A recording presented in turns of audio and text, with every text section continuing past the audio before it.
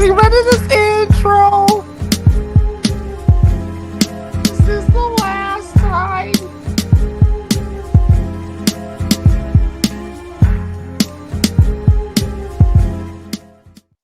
Greetings and welcome to the 1-6 Scale Man. Proudly presents another episode of You Know What It Is, man. Comic book talk with friends. I'm your host, Leo Rockwell from the 1-6 Scale Man YouTube channel, man. Good to have you folks here, everybody that's going to be tuning in tonight, because we got some teams to definitely talk about. We got a lot of stuff to talk about. I know D23 is on a lot of people's zeitgeist. We're going to definitely have a conversation about that. We're going to be talking about X-Men 97. Especially that. We're going to be talking about lanterns, a host of other things. But yeah, man, it's going to be exciting. It's going to be exciting times tonight. I'm definitely not here by myself, man. I got the crew in here with me, man. What's going on, V? How you doing, bro? What's up? Evening, everybody. How's everybody doing tonight? We got a busy week that we just had with lots to digest, lots to consider, from everything from X-Men 97 to Lanterns, with a bunch of casting news in between. So there's a lot to break down, a lot to talk about. I'm definitely excited to get into it. There's a lot going on. It's definitely not a boring time to be a geek. So you're going to get into some shit tonight. Hell yeah, it's definitely not a boring time to be a geek. We got a lot of stuff to cover, and we're going to definitely jump into that. Definitely, bro. Appreciate you being here, man. We got Collector's Reign in the building. Cornelius, what's going on with you, bro? How you doing, man? Good evening. Happy Monday. Glad to be here. Glad to be in the conversation of a lot of stuff that's going on. Like Vinny said, it's a good time to be a nerd, to be a blur, to be a geek, whatever you are. I'm just happy to be a part of it. Thank you for letting me be here. Yep. Oh, yeah, man. Definitely appreciate you being here, dog, as always. And we got Bloom Jordan. Bro, what are you doing with Danish style butter cookies? Man, bro? I'm so happy. I feel like some Danish cookies. You know what I'm saying? I done just shape-shifted, and now I'm some Danish cookies. Which means you could be anything. Yeah. And honestly, yeah, exactly, Vinny. You don't even know what's in this motherfucker. Nope. It could be anything from a Glock to some batteries to some bullets. Anything. I don't know, to somebody's mama's passport. Who knows? Bro, ain't that the truth? Whenever that cookie jar goes empty, bro, and you fill it with everything else. And so then when the grandkids will come over grandmama's house, and then who can? They think it's some cookies, bro. Like, damn. Yeah, dog. Yeah, man. It does. It serves its purpose. It serves its purpose when it's supposed to. Just put it to you that way. Yes, sir. But it's great Happy Monday, everybody. Hope everybody is having a fantastic start to your week. Like Leo said, we've got a lot to talk about, so we'll be getting into quite a few topics. Hopefully, we'll do our best to stay focused and obviously do our best to entertain. So really excited to talk about the things we have on tap for tonight, because some of the stuff has been long awaited. So really excited to talk shop tonight. Yeah, dog. Yeah, definitely it is.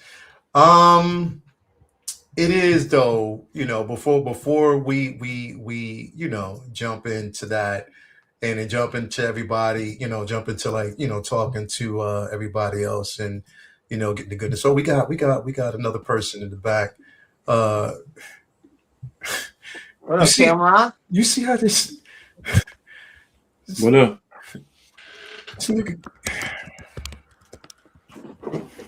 I want some sherbet ice cream all of a sudden. That's all I really got to add. Bruh.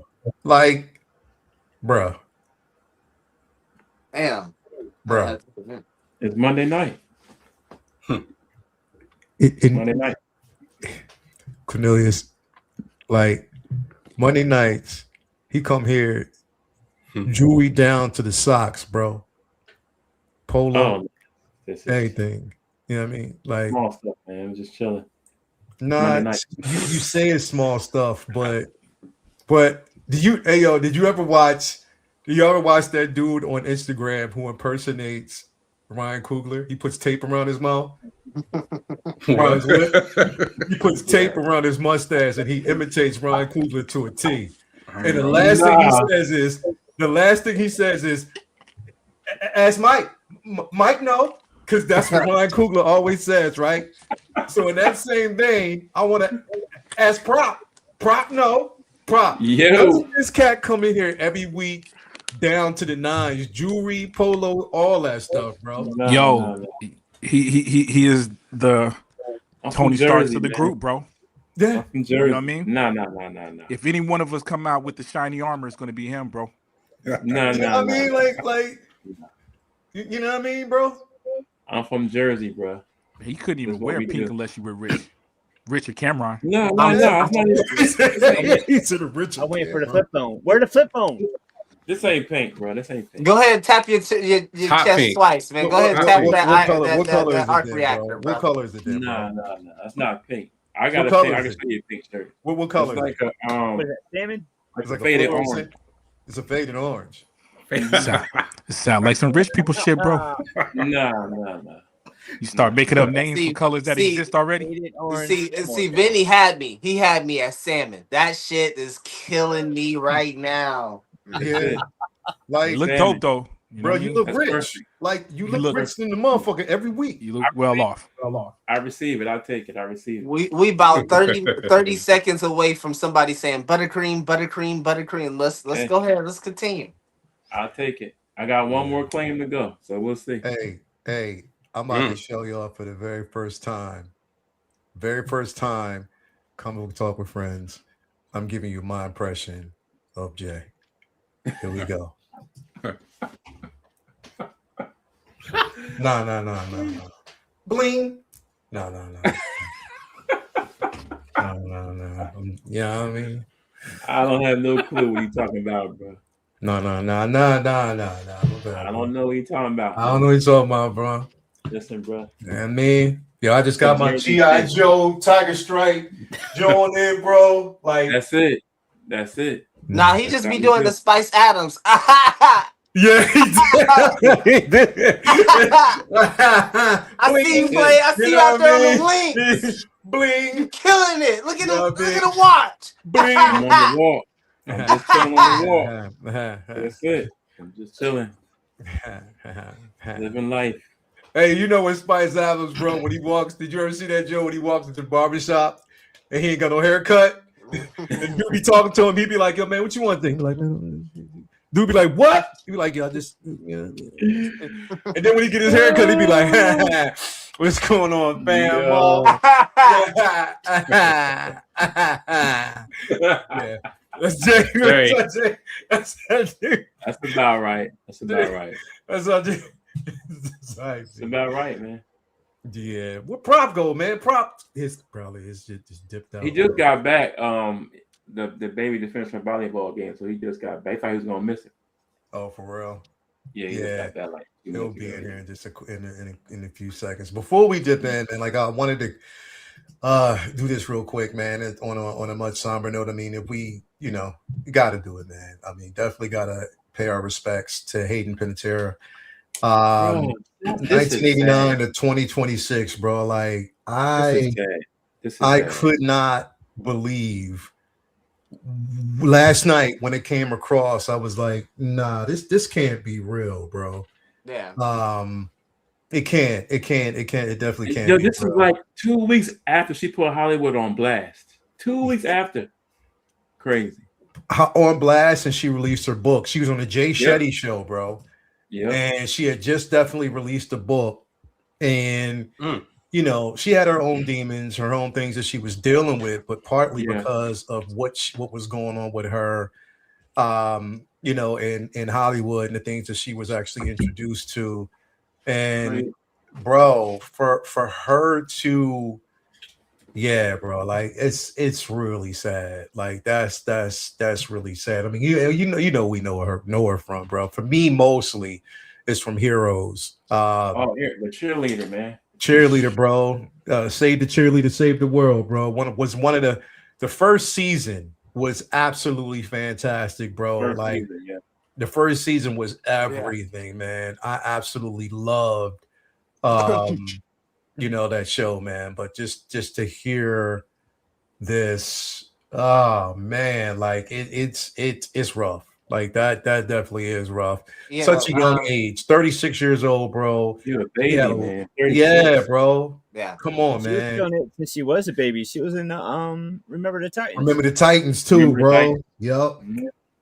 Yep. She did a voice for what is it, Ant's Life or something? Yeah. Ant's Life. It's Bugs crazy, bro. Yeah. Bugs Life. Yeah. Sad. Yeah, bro. She is just so sad. So definitely got to pay our respects, to her family. She, had, kids of her own. Even doing video game forays and stuff like that. If people are a fan of Until Dawn, she was one of the main characters there. So, well, for real. She had kids too. Yeah, bro. Yeah, she had 11-year-old, bro. And they, again, found her unresponsive cardiac arrest, bro. I'll just leave it there. Don't want to shame her name at all because she was a talent, bro. That's awful, man. You know what I mean? So yeah, it is. It is, bro. Definitely wanted to pay my respects in that space. We got Prop back. What's going on with you, bro? What's up, man? My it's storming out here, bro. So I got you. Power went straight out. So I don't know how long that's gonna last, but it's all right, bro. Man. I mean, it's because you got Spawn in there, bro. Spawn demands power, bro. But yeah, we talk about Hayden Panettiere, bro. Like, her passing, and pretty much untimely stuff like that. So, he's froze again, laughing. Yeah, I think they got a bad storm in Georgia. Yeah, he does, bro. There you go. You hear it, Prop? Nah, what happened? No, nothing. No, you paused a little bit. Oh, you're back. Yeah, it was out. Yeah. Yeah, you paused a little bit, but thoughts on Hayden Panettiere's passing, bro? Dude, it's a shock. I think either you and Vinny's post was the first post I saw. Yeah. Dog, Heroes is dope. It's hard to say. Yeah. Say it now. You know what I'm saying? Yeah. Because I still got one of my homies that watches it religiously, and I no longer can. You know what I'm saying? It's not a good show to me. But at that time, it was like that first season. Like that first season. I'd say the first season only. I can still watch the first season. Yeah. I can still watch the first season. But yeah, dog, she was a large, she was a very, very, very large part of that, right? That first season, man. Yeah. It feels like season was all about her, you know what I mean? So right. Yeah. So bro. You got Clash of the Titans to just seeing her out there, bro. You know what I mean? Just released a book, bro. So this is a weird one because it felt like we've watched this girl grow. Yeah, man. This is tough. Yeah, so real sad, bro. Real sad. It almost didn't. This is one of the times when it didn't even. I don't know if they posted what happened, but it was almost like it didn't matter. You know what I'm saying? Yeah. At least in that moment, So it doesn't matter knowing what it is, but it doesn't matter what it is. It's just a simple fact that bright light in the industry, and Jay said, she did put Hollywood on blast, especially in her book. You know what I mean? Right. Exposing a lot, even certain people that she's worked with. So,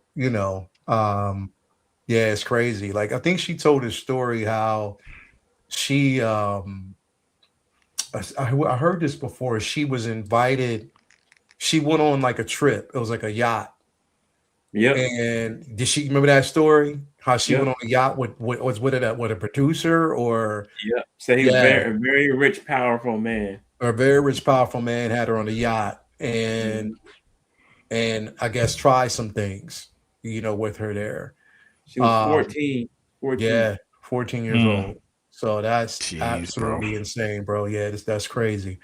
But you know, just beyond that, man, just rest in peace, rest in power. Yeah, for sure. Never be For sure. forgotten, man. So definitely wanted to put that out there real quick. So, you know. Anyway, man, thank you guys for being here. Who we got in the chat with us? We got Ghetto Yoda in the building, man. Thank you for being here. Bloomer got Christmas cookies. You know they owe the shit. We got Amber Man in the building. Thank you for being here. The Cookie Queen is in the building. Let's see. Hey man, they don't. Hey, listen, they don't go out till 2028. I got all the way to the damn next Spider-Verse movie to eat these motherfuckers. You actually got some cookies in that motherfucker, bro? Yeah.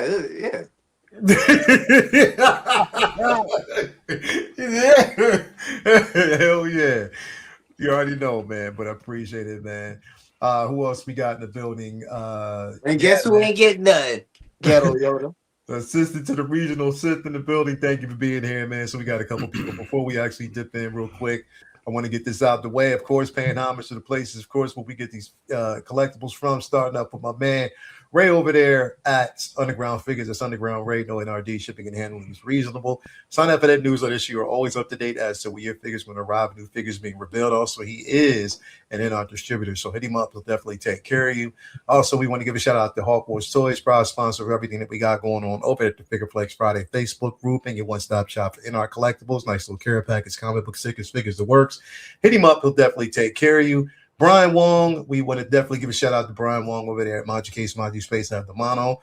You can get a display option of your choice.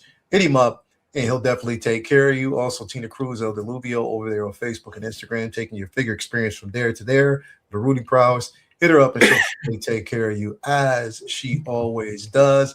And also, definitely, you know what it is and what time it is, man. Got to give a shout out to Vincent Dunn Art over there on Instagram. The link to his store is definitely there.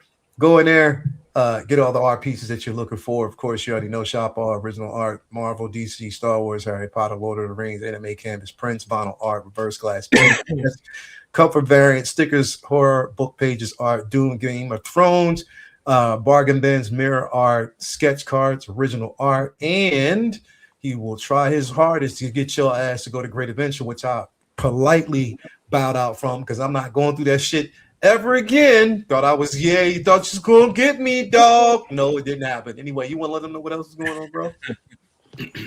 Sorry. I mean, I knew what it was. It's all good.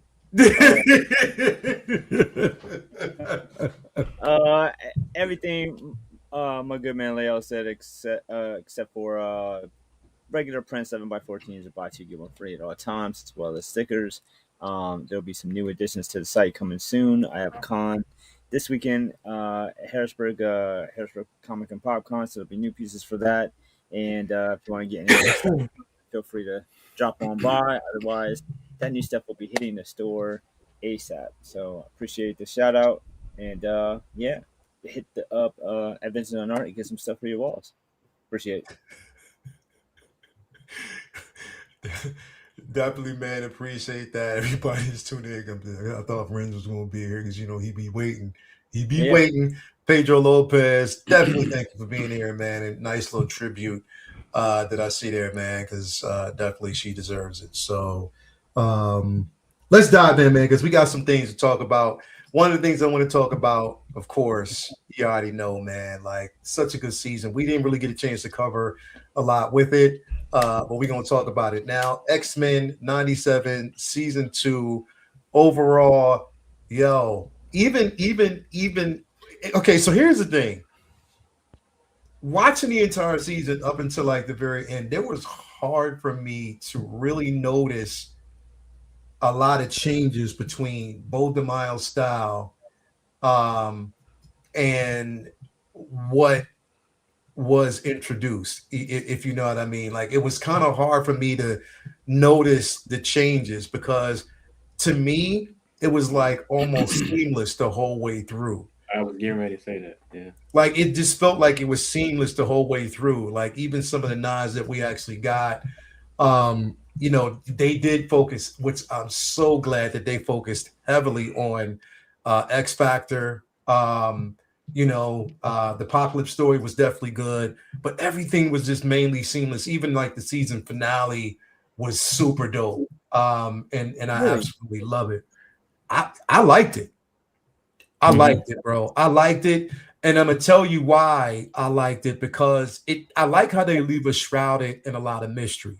Now, I think the season finale ended abruptly, though. It did end like without a lot of answers, but for the most part, the beginning half I liked. You know, a bit. But what were your thoughts, Vinny? When you say really, like, what were your thoughts about it? I felt like the first half of the season was really strong. It bounced away a couple times, but those couple times felt in tune with how they did season one, where they took a break from Yeah. the main storyline, but Yeah. then got back to it. And Yeah. I felt like that was kind of like the Wolverine episode, but then when it got back to it, it didn't really get back to it, and they bounced around to about 3-4 other storylines that had really nothing to do with the main storyline. And it's kind of odd, because all those different deviations were great, and there were stories that I was really interested in. I'm a huge fan of Astonishing X-Men, so the Whedon storyline with Danger was incredible to me, and that's not something that I feel like needed to be like a big long running arc. So I like that it was a one off, and there's a couple of those that hit, and then when they got back to Apocalypse, it was a very like what if type finale, and come to find out it's the motherfucking what if writer who wrote that shit, where the MO for that show was always like, let's take a hero and then combine it with the super powerful being and make like a fucking transformer type person, and then power up another one of the heroes and have like a big kaiju fight. And it was it was weird, and it felt really like out of place. And then they picked Gambit instead of Cyclops, and I didn't really need him to really find a host at all, because they never really had a straight up fight with Apocalypse. So I don't know why they had to skip ahead to him finding a host to fight. Just them trying to fight Apocalypse at his base strength was too much for them. So I wasn't sure why they had to skip to the Celestial power up or do the same thing with Rogue. It definitely felt rushed. It felt a little weak to me. I just did not like the finale. I really did not like the Nightcrawler death. I really did not like the way they kind of just hand waved away all the elements that led up to that point. It's like it should have been like a 9 or 10 or even 11 issue episode season, and they were just like, all right, let's just wrap this up. And they did it in a very kind of like over the top way that lost some of the nuance that DeMaio brings when he writes. And you could tell like they did their own thing to wrap the season up, as opposed to trying to follow any kind of blueprint, which is one of the things that we adore so much about the show, is how much they, follow that line of sight. It got a little messy on the back half of the season. There was so much going on, and I'm not sure. It seemed like greatest hits as opposed to a cohesive storyline. Not to say that those greatest hits weren't hits. It's just, it was, I mean, they even wrote out Cable really having anything to do, and the whole first 2 seasons was about him fulfilling the prophecy of killing Apocalypse, and he wasn't even in the fight at all. It's just, it was a little just a little messy. I wanted it to, be a little bit wrapped up better than that. However, I love the first half, and I love elements of the back half, but I am very worried about season 3, where we're now in true post DeMaio X-Men 97. Interesting. Jay, what were your thoughts? I felt it was pretty much like it felt seamless in transition, going from Bo DeMaio to the new writers or whatever. That's just my opinion.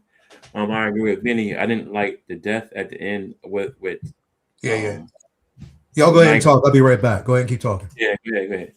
I didn't like that with Nightcrawler dying, bro. I felt the same way, Vinny, bro. It felt like they were trying to save the Rogue relationship with Gambit, and they put that over Nightcrawler's life, which is kind of weird, but is what it is. I guess Gambit and Rogue get more views. I don't know, but I love the X Factor aspect. That was cool to see them go in depth with that team for what it's worth. And through the whole show, I thought that Kelly was Mystique. So I was kind of I surprised to agree. see. I At agree the with end, that. I thought the whole time she was Mystique, and then to see Yeah. at the end, Mystique wasn't even there, Mhm. like until the very end. So I'm like, damn. So Kelly was just wilding out on them. Really, I guess after Genosha, she changed up everything. I don't know. That was a surprise. I thought it was a Mystique the whole time, and then, like I said, like I was just that big switch up for her to be Kelly until the very end, and then it was Mystique. Was like, wow, okay, they got that off. I like how they the cable thing through this season was dope. I like that, seeing him when he was young and Viscani and his sister. Well, not really telling him it's his sister, but that was dope. I really enjoyed this season, man. I thought it was really good. I was a little nervous because how Bo DeMille went out, what they were going to change in his writing and what they weren't.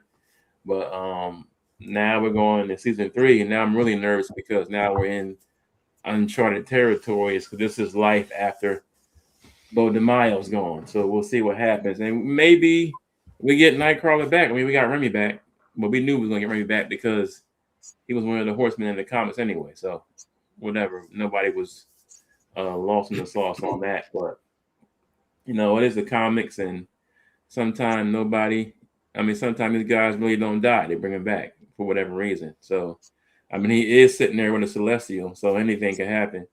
So but for the most part, I really loved it. And seeing Jubilee's growth. Finally, I was loving the fact that they let her grow up, and she wasn't like she's like a young lady now. So it's weird to see her grow up, even from when we was younger to now. So it's I was happy with it. For the most part. I think it's a 4.5 star out of 5 for me. So I loved it. Yeah, for sure. I'll start with this. I liked the entire season, front to end, but I kind of lean towards what Vinny said. I think the first half of the series was very strong, with starting off basically with Cable's story, seeing that develop, seeing them displaced in 2 separate times, seeing Apocalypse and his rise from Insabar Nur to Apocalypse, and then getting into X Factor, back to fast forward to Cable and him assembling his team versus X Factor, and then the Wolverine episode. And I like Vinny, like both of you, Vinny and Jay said, I like how they kind of bounced around and allowed for that episode. Because they went to the Savage Lands, right? I believe that's where that laboratory was, right? And we saw Omega Red, and we saw all of that, and then I believe the series started to slip away after episode 6 or 7. In the last 2 episodes, I like what they obviously Apocalypse taking over the conscience of Gambit for sure. And like you said, like he was one of the 4 horsemen before, but what got odd about it was like the what if type of stuff, right? When I guess Apocalypse totally takes over, and then now he looks like he's a morph between Apocalypse and Gambit. It just looked goofy. It looks very like, kiddish, if you will. It's just that's not how that would look in live action. But I mean, it's animation, so not even in the comics. What even like that in the comics? Not even in the comics. So I mean, overall, it's a solid season 2, but I too have trepidation about what season 3 can be without Bo DeMaio not having any hands to help guide the storytelling. And I believe Bo DeMaio was the best thing that could have happened for Marvel Studios, Marvel Animation. Brad Wunderbaum, who headlines, who's over Marvel Animation, because he knows the comics. And he knew how to adapt comics to animation. For those who don't know the comics, you know, you present these storylines, but also it's integral enough to the comics, so for those who are comic readers can also appreciate the reboot of the X-Men animated series. So yeah, the first half of the season was very strong, and like Vinny said, I agree. I think it kind of fell off, and the storytelling got kind of loose and lost with Gambit and Rogue and the What If guy taking over. So yeah, I have concerns for season 3 without trying to be negative. I have concerns. So now, the What If guy has control over all season 3? Yes, because Bo helped lead. I'm sorry. I think so, right? And we haven't talked like back when What If seasons was going on. Did you like those, Cornelius? So what I would say, I probably liked the first season the most, but the last 2 seasons were kind of, so in the first season it was the Doctor Strange episode that I really liked. Exactly. And then that kind of translated into, remember, Multiverse of Madness. With that I forgot the name of that specific Doctor Strange, but yeah, so I liked season 1. But yeah, like people are saying, and I try not to jump on social media trends just to be a part of anything, but you know, when they start showing Peggy Carter, we're like, come on, man, nobody wants to see some weird. Hey, Paige, that's what I'm worried about. I'm worried about the way What If is written is super fanfic, right? And I'm worried about us getting X-Men fanfic now going forward. Yeah, don't be gimmicky. Like,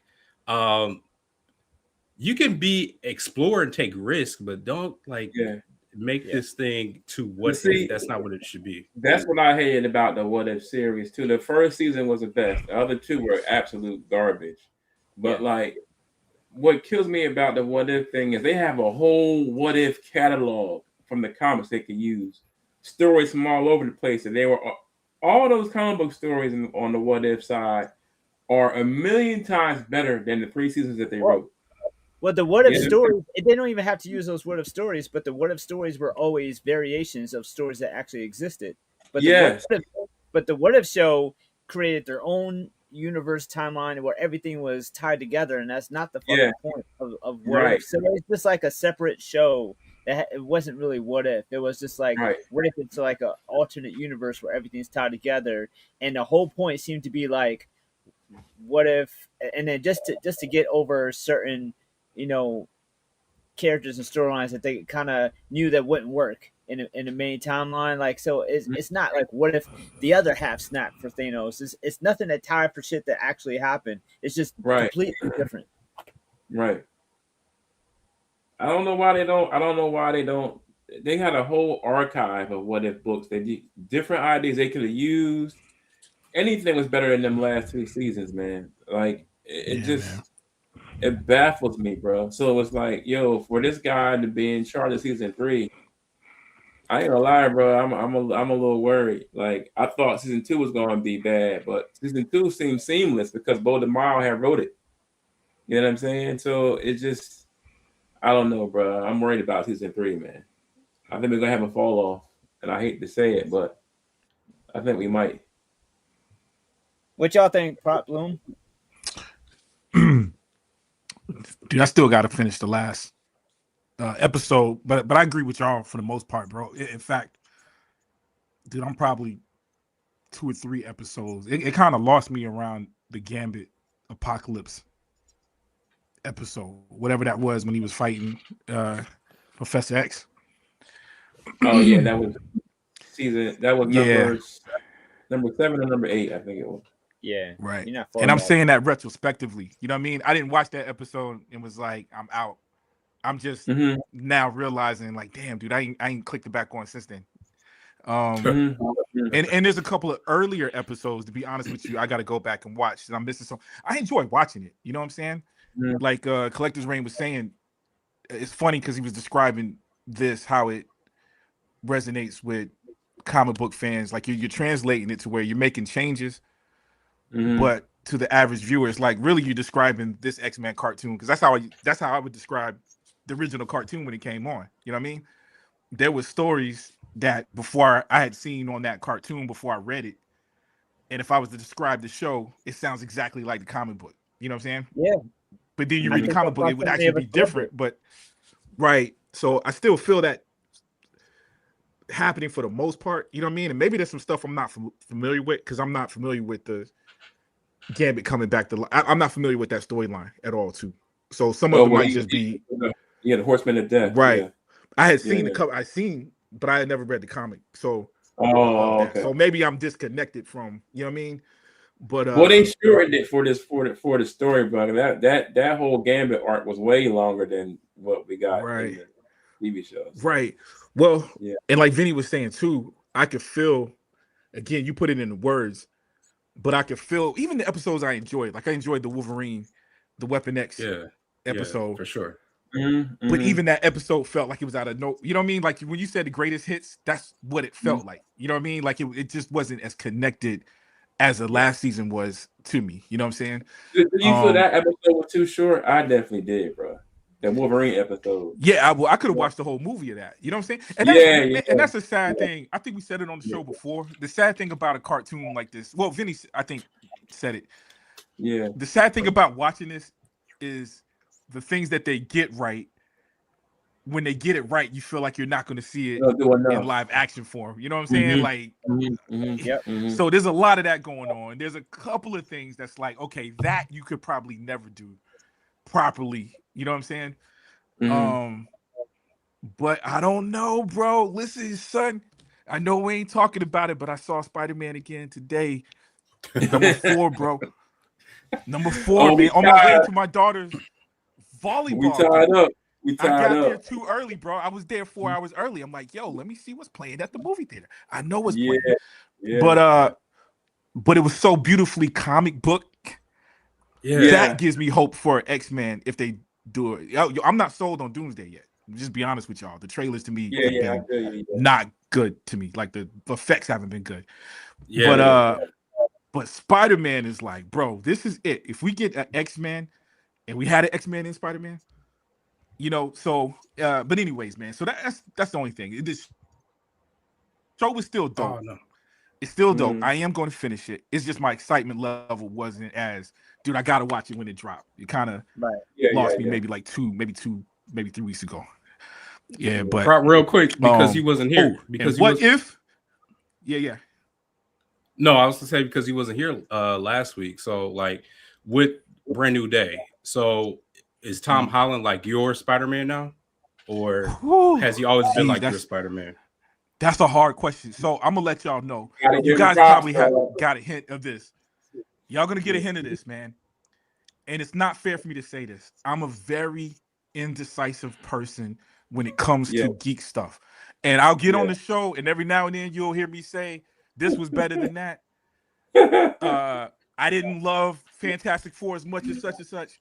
But to be honest with you, bro, I came from a time period when it was nothing, son. I remember when it was it was a barren wasteland. Yo, we had nothing. It was nothing. Yeah. See, Boom, you got that? And Linda Carter. Young cats don't know what that Toby joint meant to us, bro. Yeah, bro. But we had what? Batman 89. We had Blade 89. And we had Tobey Maguire Spider-Man. Because Superman was in the 70s and 80s, so he still was around, but bro. Right. Listen. Right. I've got your bitch, Spider-Man. That's it. Bro. That's it. So I love everything, son. But that damn Spider-Man, bro, is dog today. Oh man, I know we're not talking about this, y'all. But I sat in there and I was just mesmerized just by Spider-Man's white eyes, bro. Like just the white eyes made me. I'm getting goosebumps. Yeah. Just the white eyes was like, oh my God, son. This is like that suit. I That never suit was seen absolutely nothing like this before. It Listen. pops off the fucking screen. The suit itself was just it was peak, bro, because it was an amalgamation of 3 different Spider-Man suits, dog. That Right. him paying respect to Toby and Andrew in his own suit was fire, bro. Flawless, Right. flawless. Right. So Flawless. prop Right. as a video guy, what shot like stands out the most in that movie for you? Oh wow. Okay. I will say the beginning, and a lot of us said it during the trailer when he was, free falling, and it shows a close-up of his eye. Yeah, in his HUD. But Yeah. the whole beginning sequence, like every time I've seen it, that beginning scene, just him running and the whole swing thing just From feels a video absolutely- game, bro. Yeah, but you know what? You know what's crazy, Jay? Mm-hmm. Is you don't even have to say that. You know what I mean? So Nope. I think every time I see it, you get something different. The first time I seen it, it's like, okay, that's the video game. Today, when I watched it, it was just, bro, it felt like I was on a roller coaster. It felt like I watched it in 3D, so I don't know if that made a difference today. But it was but damn, dude, if I had the pinpoint just the scene that it was like, yo, this is magic. I think it was when he was free falling. When he was the suit is glorious. The ripples in the suit as he's falling. Ripples, man, the wrinkles, dog. And I studied that mug, bro, because it's got to be a scene where the mask, like I'm looking at it, it's just obviously there's a visual effect to hide this and that. I couldn't see it, bro. And I think it's a real suit again, dog. It's a real fabricated suit, not CGI. And by the way, that's also to me is subtly just talking about the video aspect of it, all the behind the scenes, seeing all the stuff that was practical. And we kind of heard we saw the swing, we saw some stuff that was practical before, but now you're seeing there's scenes that I absolutely didn't know was practical. And I think that's a testament even to the suit. So it's the suit is real. Right. And we got other stuff that's extremely real. Oh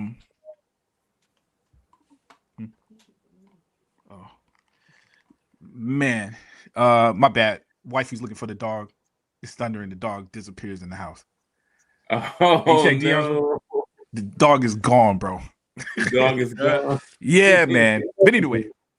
You gotta find him because he's blind, bro. You gotta find him. Dog, Spider-Man is it, bro. And it's a game changer. It doubles back. It makes me hopeful, and I'm also scared, bro. Because it doesn't make sense that I don't like. And I'm being careful with, dude, I bought the Doomsday tickets. I'm excited about there's things I'm excited about it. The trailer in comparison to the Spider-Man, not even just the movie, the Spider-Man trailer versus Doomsday, the 2 or 3 Doomsday trailers I've seen, it just ain't even. It don't look like it's by the same studio, bro. The video effects definitely on Doomsday. It like his suit looks fake. It looks like it's a game. And they have time to fix it, but they need to fix that because it doesn't look believable. Right. Because but after seeing Brand New Day, I think these directors are going to want to step back into doing stuff more practical. I think it's going to be a step back because even with the Odyssey, them boys did a lot of practical. Oh my lord, you're right. Bro, blew me away. Yeah, his whole thing was practical. Right. This Spider-Man right here, dog. It definitely set a bar for Marvel. Hold on. My bad, Jay. Yeah. I don't know why I messed around with him free falling. Bro, the Incredible Hulk scene. This is the dopest thing. It was the dopest thing on earth, bro. Yeah. Yo, Spider-Man versus Incredible Hulk comic book moment, dog. And it played out the way it plays out in the comic book. You know what I'm saying? Like the many times he done faced the Hulk. And just to see him fighting the Hulk and webbing and saving Frank at the same time was I almost jumped out my seat, bro. It was just, I've seen this shit 4 times, bro. To see him, bro, the jump and you see him look at Frank and then look back at the Hulk. Yeah. It's crazy. The subtle things that I've seen was stuff that I thought I wouldn't see since Man of Steel, with how people were paying attention to detail with what these heroes are doing during fights. Like with the Man of Steel scene with the guy from the helicopter, how Superman, when he grabbed him, he held his head. So Oh, my make man sure his neck don't snap. Yeah. his head would snap when he put him on the ground. Spider-Man did the same thing. He looked at Frank first, spun the web, called him, and then was still swinging on the roof to fight at the Hulk at the same time. Crazy, crazy, bro. Yeah. And yo, it's little It's things magic. like that It's make you magic. appreciate these filmmakers and Incredible Hulk throwing the rock at the back of Spider-Man's head was priceless. come on, bro, that was While they were great. falling. A rock He by threw a the whole Hulk, rock at the back of that dude's head, yo. bro. And I didn't even see that the first time I saw it. When I showed you going on. the little joint on my page. Yep. Yeah. My boy out here putting out bootleg. I'm putting out bootleg shots right from the theater. Facebook page didn't get shut down, man. You're my hero. I can't even post. When I post my own music on my page, I get copyright strikes. I'm posting out little links from the movie theater the first day, dog. Yeah. Oh man, bro. But man, yo, bro. What did you think it's got me. 97? Yeah, we gotta get back. Oh, my bad, bro. Oh yes, moving on Spider-Man. We're getting hyped, bro. We're getting hyped. We're just skipped over Bloomer ain't said nothing about X-Men 97. I'm telling you, I've been just enjoying people. He trying to keep us on track. All right. Bloomer know how to go on the Spider-Man. Hey, I was just enjoying people talking about Glazed Spider-Man outside of myself, man. Bloomer knows when we on the Spider-Man rant what it is. He knows, so he not. Yeah, surprised. I'm letting them go. Shit. He's not surprised. Man, Glaze me. No, I'm just kidding. Anyway, Glaze me is crazy. 97. Pause that, bro. Pause. I enjoyed it. I liked it, but what I don't like is how divisive it's beginning to become. And just in terms of like, you know, how, you know, people are interpreting the different things. Like, I feel as though if you're not like fully abreast of like the comics itself and just like kind of know these things casually, I don't know if you pick up on a lot of this stuff. Maybe if you have like a film background or you're just a big, you know, TV show watcher or film watcher, you might have caught some of those discrepancies. But I feel as though for the general audience, like I think it's a more of like a seamless, just like general like understanding of things. And I think probably from the general audience aspect, I think they enjoyed the show. But I definitely, just like the rest of my brothers on the panel, they elaborated very well on the different things that can be seen as just like, you know, missing connective tissue or just the whole approach to storytelling, whether it's, you know, you're trying to tell a story that you've written and you're using these X-Men comics in scenarios to tell that, or you can just, you know, do vignettes. You know, that's what I feel like some of this season was kind of like, taking some vignettes of the stories and then trying to tell their own story through that. So trying to still service that first option, but just not executing it in a way that it feels as though that everything feels earned at the end of the day. So I totally see the other side of it. But at the end of the day, I really felt the emotional highs of these episodes and really just leaning myself and investing into these stories more than I probably ever had before in terms of the X-Men. Okay, you know, because I do my own thing. Shit, you know, I might cross over with them motherfuckers every once again. You know, Logan. You know, Logan, you know what I'm saying? Everybody else, they cool. Jubilee, I fuck with her. You know, Kitty Pryde shit. And you know the comics, But like, you know, we have our intersections. So I've always enjoyed the X-Men, but I've never really tapped into them into the like fullest like extent to like maybe like a year or two ago when I started reading the John Byrne stuff. And then that's when you're like, oh yeah, I get it for sure. But definitely some interesting times and choice of words during that era. But still very instrumental in terms of setting this like foundation for in which we follow in terms of like X-Men and X-Men stories. I mean, like obviously the show back in the 90s literally looked like Jim Lee drew it. You know, I don't know how that all worked, but it literally looked like it's like let's just get you on the show to do it. You know, that's Yeah. how really well done it was in terms of bringing those books to life. So again, I think I'm also like you guys in terms of like cautiously optimistic in terms of how the next season will work out. But overall, I enjoyed it. I enjoyed getting the break during the afternoon and flipping those episodes on, and they were fun. So I look forward to seeing what they have cooked up. But again, just cautious about how that will be executed. Yeah. See, you was spot on that one, man. That whole era when we grew up with the X-Men cartoon, that was definitely a Jim Lee style, dog, from start Yeah, to finish. Like yeah. that. Yeah, you're definitely right about that. Damn near you go pause the damn video, go pick up your book, and you be Yeah, like, yeah, the yeah. fuck, like it's really that good and really that like almost like just straight up true to the source material in that aspect.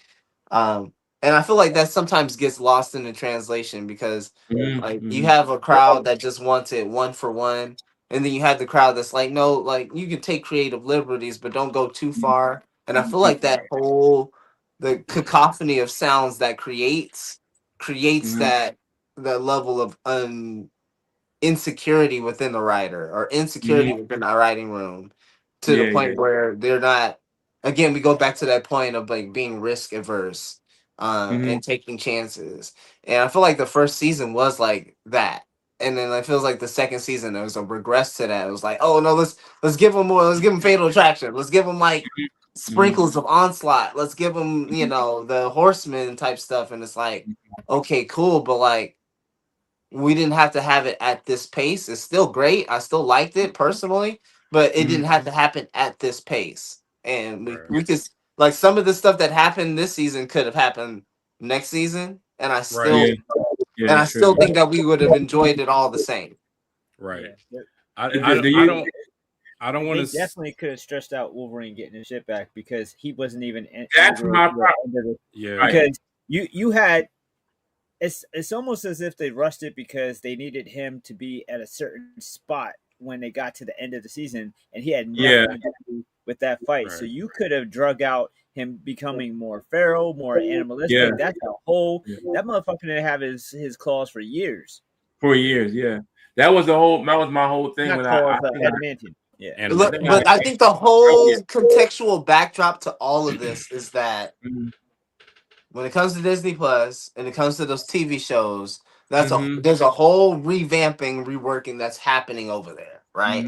There's already like high rumors that Vision Quest will be the last of that shit. the live action. Yeah.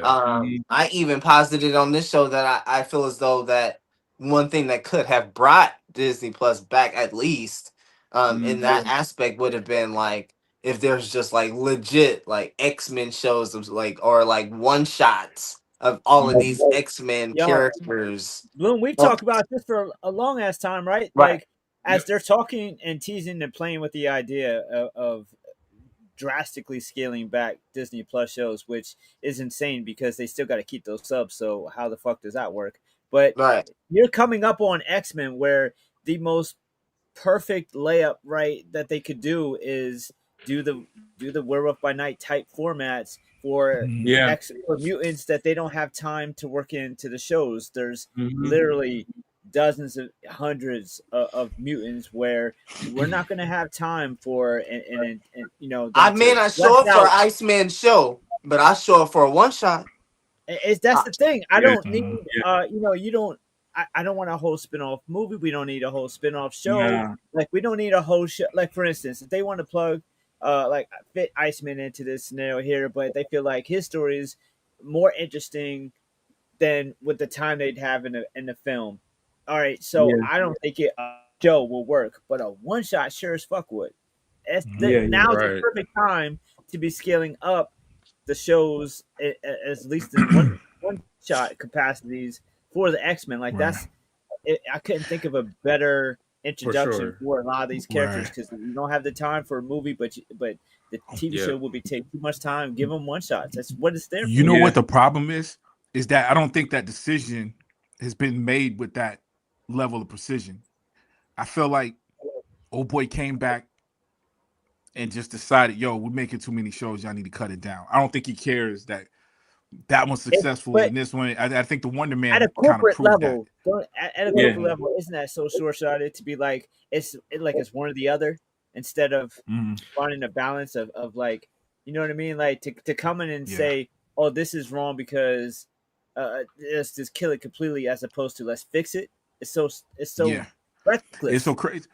Well, as a business, go ahead, bro. No, let me hear what you did because you might be on. No, the right I was gonna track. Go say no. What I was gonna say is like as a business, your job is to try to maximize profit, and so like both of you guys are saying, what they should be doing, they should specialize in specials, right?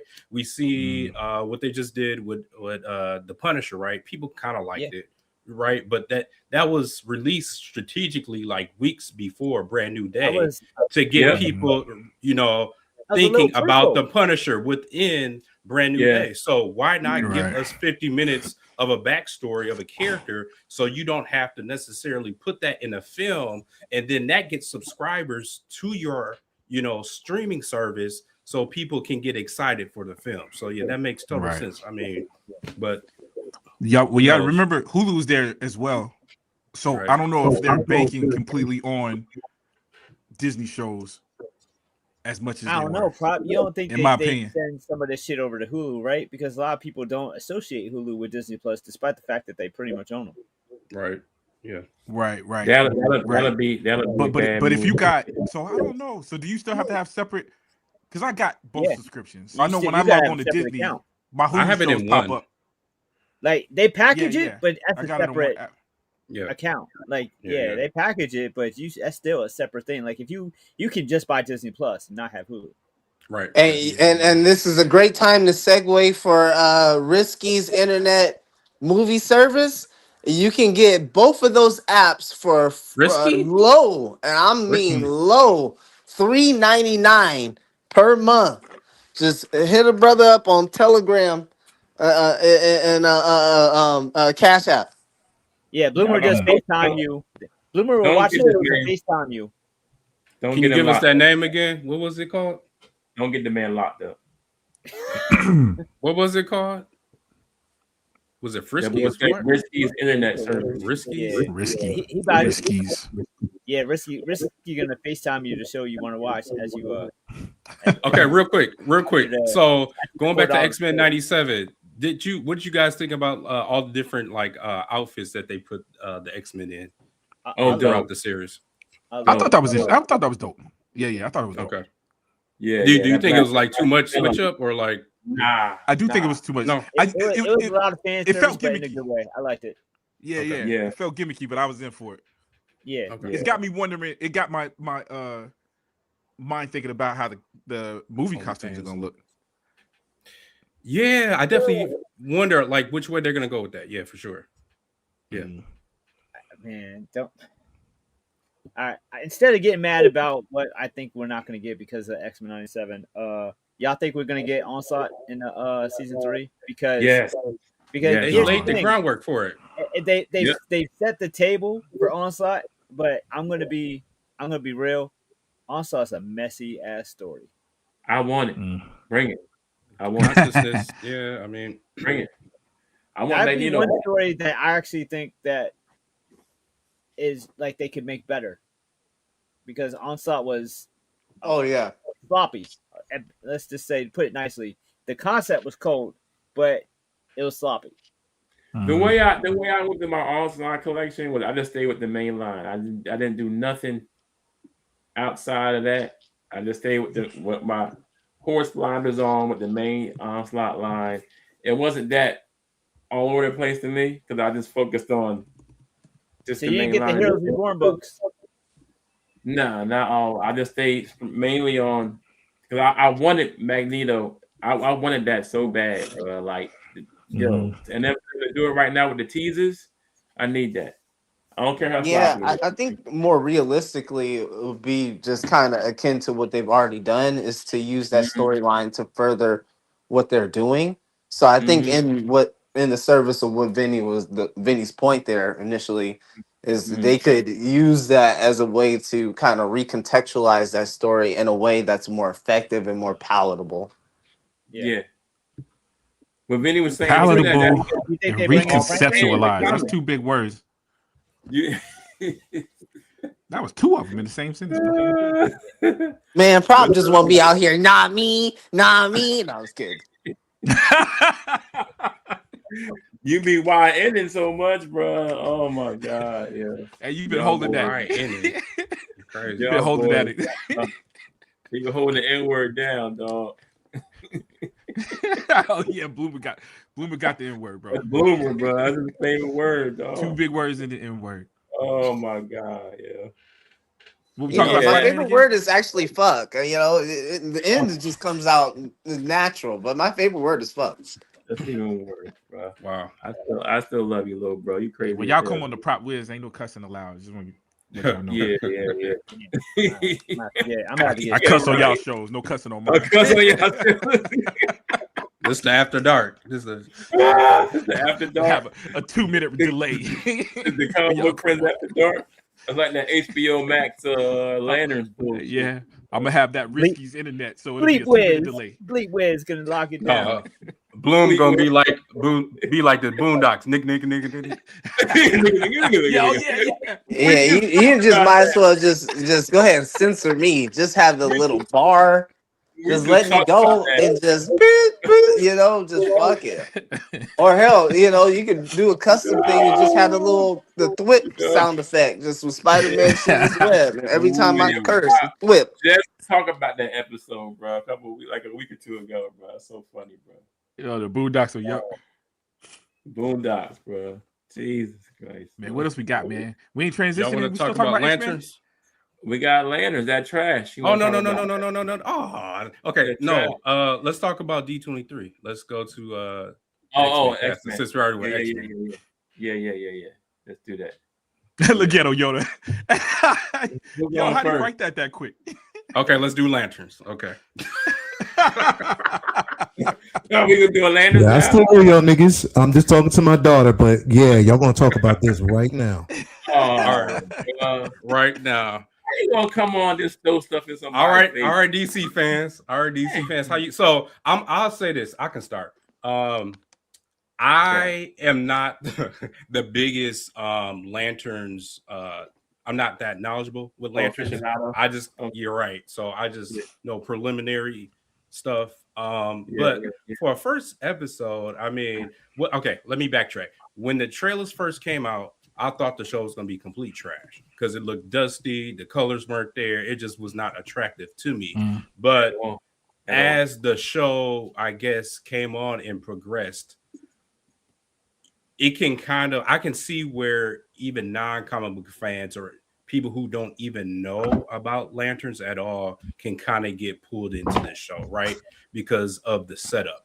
I like the mystery of the show. I like the time jumps, basically telling a story throughout time. I like how they're teasing. I believe they're teasing Yellow Lanterns and showing Sinestro. I believe they're definitely teasing a Parallax, right? And what people have a problem with how Hal Jordan is acting, but I think it's all a setup. So even I don't know if this is a spoiler at all, but even the ending of the show, not to spoil it. I don't think that's what people think it is at all. I think we're headed towards something that is much bigger than what people expect. So yeah, I digress. I don't know, bro. Go ahead and get that negative in. We got a positive. Let's get that negative in. Jedi Kid. Trash. Yeah, Trash. back and forth. All right. Absolute dog trash. RJ, what's trash? What's trash about it, Jay? Now it wasn't dog. Hold on. I'm going. Go ahead. We talked about it earlier. So go ahead. Go ahead. He did say it was trash. But Yeah. then I questioned. I was like, yo, you think it was trash? And he was like, kinda. So I feel like you're doubling down, man. We did got it kind of trash earlier, which is a step above what you're doing now. Yeah. So okay. So I digress. So You're not supposed to bring up outside conversations, but I had to. Yeah. You funny. I got you on the next one. I got you on the next one. But yeah, sure, Ghetto Yoda. Yeah. Listen, man. I don't like True Detective. I hate that show. So I don't like True Detective. So to see True Detective is boring. Boring as hell, corny ass. I just never liked the bullshit. Never liked it. So to see the Lanterns movie, TV show, I'm sorry. I thank God it wasn't the movie. To see it put in the same kind of block as True Detective, I'm already turned off. That's the first episode. I don't care. Garbage. Hey, Jedi Kid is all propaganda. Like, this show is not like True Detective. Trash. Everybody's been saying it's like True Detective, we're running with it. It's not like True Detective. It's two cops. You got the buddy cop thing, and maybe the HBO look. But what makes it about True? What makes it like True Detective? Like I said, dusty, corny. Green Lantern suit was brown. Whack. Not in the first episode. It's whack. I don't like it. Okay, so let me get to what I did like. I did like the relationship between John and Hal. I did like that. That felt kind of real. That was the realest part of the show, from a teacher or from a student, a teacher to a pupil kind of thing. Like I won't say Mr. Miyagi type, but he was trying to show him the ropes, kind of sort of how to hang, how to be a lantern type deal. I did like that aspect of it. It was funny seeing him bang the boy's wife in the truck. That was hilarious. He was only there for like a day, which was funny. And then seeing her the next day at the farm, that kind of made me chuckle a little bit. And then him with the tofu steaks. What do you say? About the grill. Yeah, about the grill, doing another man's grill or something like that. Like, oh my God, that's hilarious. But other than that, bro, I don't know. I had little parts that I kind of liked because it reminded me of stuff from the comics just a little bit. But I don't know, man. It's not my Hal Jordan. It seems like you were saying it's more going towards the parallax realm of Hal Jordan. Even though I know the books or whatever, he gets taken over by the parallax entity, and Hal is bad for a while. So I can see where that's maybe gearing towards that later on in the series, but they already killed him off. So they're going to bring him back just to have parallax inside of his body so John can fight him. Like, I don't know, man. I'm not, maybe because I got to give it more of a chance. It's only the first episode, but I just wasn't feeling it. I'm trying to give it a chance, but I don't know. I talked to Prop earlier about it, and I was kind of teeter-tottering with certain things that I like and a lot of stuff that I didn't like. So I try to come, I guess, to a happy medium and say it was trash, but not completely trash. Not the whole thing was trash. Hey, Charlie, the unicorn, I think he gave us a standard. Is it yesterday's trash or 2 months old trash? I'll say yesterday, because yesterday is still kind of fresh. So yesterday's trash. So made it sound worse, actually. yeah, yesterday. Well, still kind of fresh. Yeah, but I this guy is he's a good Jon Stewart. And even old boy, he kind of grew on me as Hal Jordan, but I just don't like the fact that he's such an asshole. I don't know. It's hard to get past Hal Jordan being a complete dickhead. To John, and him and John are such good friends in the books. Not it didn't start off like that, but they became good friends in the books. So it's just, I don't know. It's weird seeing this kind of relationship between them two like this. I don't know. I gotta grow on me, I guess. We'll see. We'll see what happens. We'll see what happens with episode 2. So, not happy with it. It's James Gunn, so I hate it. Nah, man, I knew you'd say that, bro. It didn't feel like James Gunn, though, man. No, it didn't. It didn't feel like but him. he's still connected to it, so He gonna get the credit. Yeah, he'll get the credit. Yeah, bro. For the hate. Yeah. And it's brown, Green Lantern suit. I love it. Yeah, I still gotta see the costume. I'm nervous about the costume. As a comic book fan, I'm nervous about the costume. Yeah, the costume. I am nervous. That's the one thing, but I'm loving the first episode. I think it was well written, and I'm gonna tell you, I told Jay, the key for me that made a lot of the show work was the hologram of Hal Jordan from 10 years earlier. Oh, when he was cool, yeah. So then when you get this a-hole version of him, it felt specific. You know what I'm saying? So I don't know how to word it. It's both of these characters, because I personally hadn't seen John in this situation as well, or in this trainee element.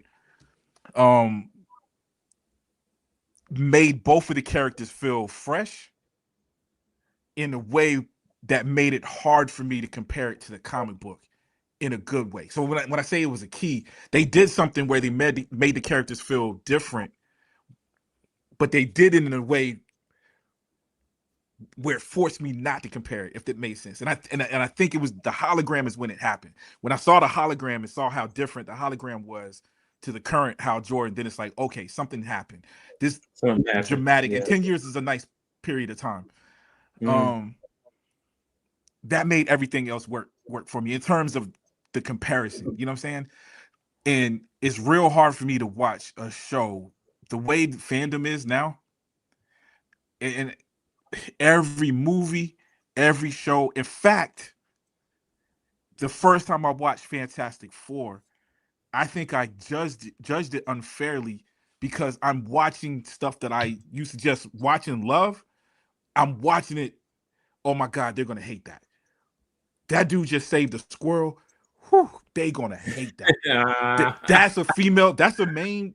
A female. Oh my God. Oh, a black female. Like I watch our shows, geek stuff, and Lanterns was no different, bro. Like I'm watching it. Like, oh my God, that's what you did with the ring. Oh, he just put that. Oh, they not gonna like. I hate that happens. You know what I'm saying?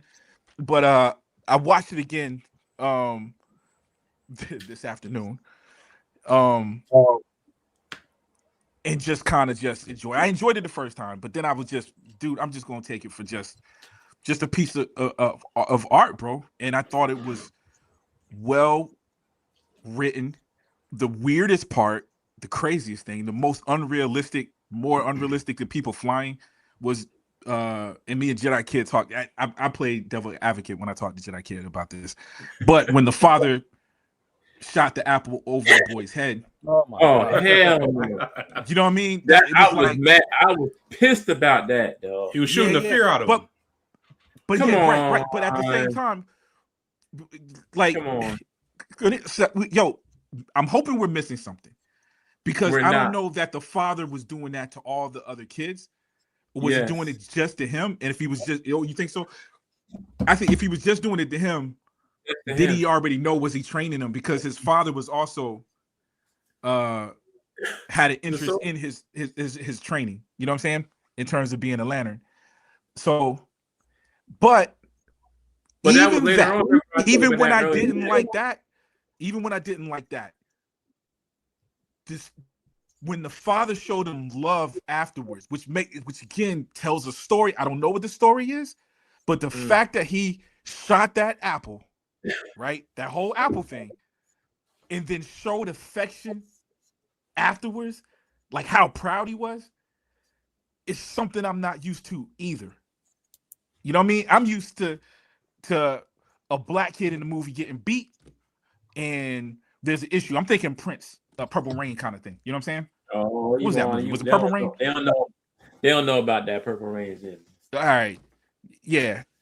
Kid Yeah, gets they don't beat know about and the father and the kid is beefing. I didn't get that from Yeah, this. yeah. You know what I'm saying? So even Yeah, so, yeah, yeah. even though I didn't like the shooting part, it was still like, man, that's it just told the story, bro. Any way you flip it, it told the story that piqued my interest enough. You know what I'm saying? Because the only reason I didn't like it, and most of us probably didn't like it, is because we're parents. It's wild, son. You know what I'm saying? We wouldn't do. That's the question. Ain't that what you asked me, Jedi Kid? Would you have done that to Brayden? Hell no. Nah. Mhm. You know what I mean? So there's Exactly. there's a disdain for that scene. But Yeah. so man, and it was little stuff like that all throughout. Little subtle things, little cool things. Like even the things I didn't like. You know what I mean? Him manifesting money and can openers. It's like Beer even that was can like, okay. opener, like, come on, bro. But you know it's going to be more. And you know there's a story even there, bro. And even the characters didn't like that. You know what I'm saying? So, bro, I thought it was well done, man. I thought the dialogue was dope. I thought there was little subtleties just in how Jordan knows more. Like Jon Stewart is smart, you know what I mean? Like he analyzed that scene on the football scene. Crime scene. Yeah. You know what I mean? Like Yeah. perfectly. Like he dropped it and it was like, yo, that's his moment. That's the young cat letting you know I know what's going on just by looking. And then he makes a mistake when he talks to the police officer. You know what I'm saying? Right Spooks in the front dude of and runs off. Right in front of your Yeah. boy. So Hal Jordan was right. You know what I mean? Like so you had that. It wasn't just surface level, old cat knows his stuff, young cat don't. They did it in a way that I don't think was super obvious, and I enjoyed that about the writing all the way up to like I noticed that, but they did it all the way up until the scene at the end when he really knew, yo, I know that's an alien, and he ended up being correct. You know what I'm saying? Yeah. So I don't know, man. I appreciate it, and then the corniness, the cinematography. Again, Wow. True Detective. I feel like they did it a disservice. Or maybe not, man, because True Detective was pop. When I think True Detective, right I off think the formula, the same kind of shot. Well, it's not the same. It's not, but It's not nowhere near as that good. formula that you're talking about is not unique to that. You know what I mean? Seven did that. The only thing that was unique about, first of all, True Seven Detective was was dope. weird. Don't say that. Like Old Seven Boy was was dope. super weird in that. It's not comparison to this. And Yeah. the technical part, that was the first time we saw an uncut camera scene. This was pre Daredevil, right? So Yeah. Yeah. That's True Detective, bro. You know what I'm saying? This wasn't it, bro. It was a lot more entertaining. The banter of them going back and forth was more entertaining. It reminded me actually more of, and I know Old Boy is involved. This reminded me more of the TV show Watchmen than it did True Detective. Even the nonlinear storytelling, right? Like how brilliant, and I hate to say it like that because I know people are going to disagree, but to have a mystery at the end in 2026, while we just watched them trying to figure out a mystery from 2016, is crazy. It's nonlinear story. Like that is going to open the doors so much during the season. I know it because I saw it with Watchmen. You know what I'm saying? Yeah. Which one? Oh, the Watchmen? No. I like the Watchmen movie. I ain't like the show like that because of that. Jesus Christ, bro! They was fighting Nazis and racist people. Yeah, they died. I mean, yeah. I'm saying I don't like the bouncing around shit. I don't like that bouncing around the timeline bullshit. The non-linear. I quote the famous Indiana Jones line: "Nazis. I hate them guys." Nazis. Bro, nonlinear storytelling. I get that, bro. I told you today. Like, give me a straight line. I don't like that bouncing around back and forth. We wanted something different. Yeah. We want something different than James Gunn. Everybody said that. James Gunn, even the people that like, it's like, we got this. What's the rest of the world gonna look like? That non-linear storytelling, the way this show looks, I feel like it's doing it, bro. You know what I'm saying? I think it's doing it, man. And we don't know how crazy. I feel what you're saying. I don't know how crazy that's gonna be. You know what I'm saying? If they're going, how much they're gonna be bouncing back and forth. But when I see it at the end, it just feels like they got a plan. And again, we know we're saying like, yo, he's dead, bro. The dude was sitting straight up, looking at the field. We don't know what the hell. We don't know what's going on, bro. We don't. You know what I'm saying? Charlie the Unicorn said he didn't know about the lanterns. That was more. He thought too much about it, but the way it's set up, it's supposed to be one lantern per planet or per sector. But with Earth, I don't know why they got so many Green Lanterns, bro.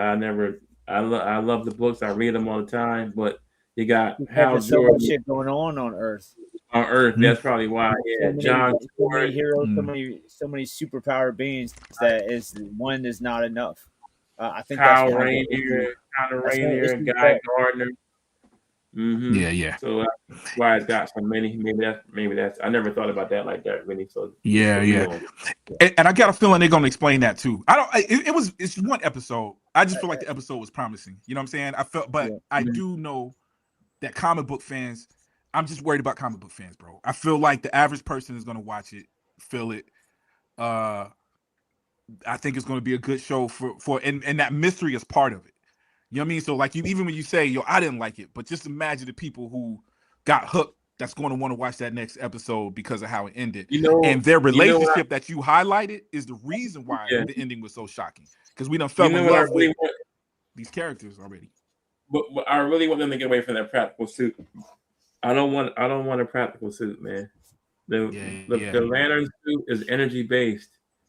Like, it's not a motorcycle suit you just put on. I just don't like that. I don't want that at all. That really turns me off about this show. Is the suit is trash. Everybody shit on the Ryan Reynolds version of it, whatever. The writing was horrible. We know that. The whole parallax thing they put in there was trash. We know that. But the way they did Oa and their suits was perfect for me.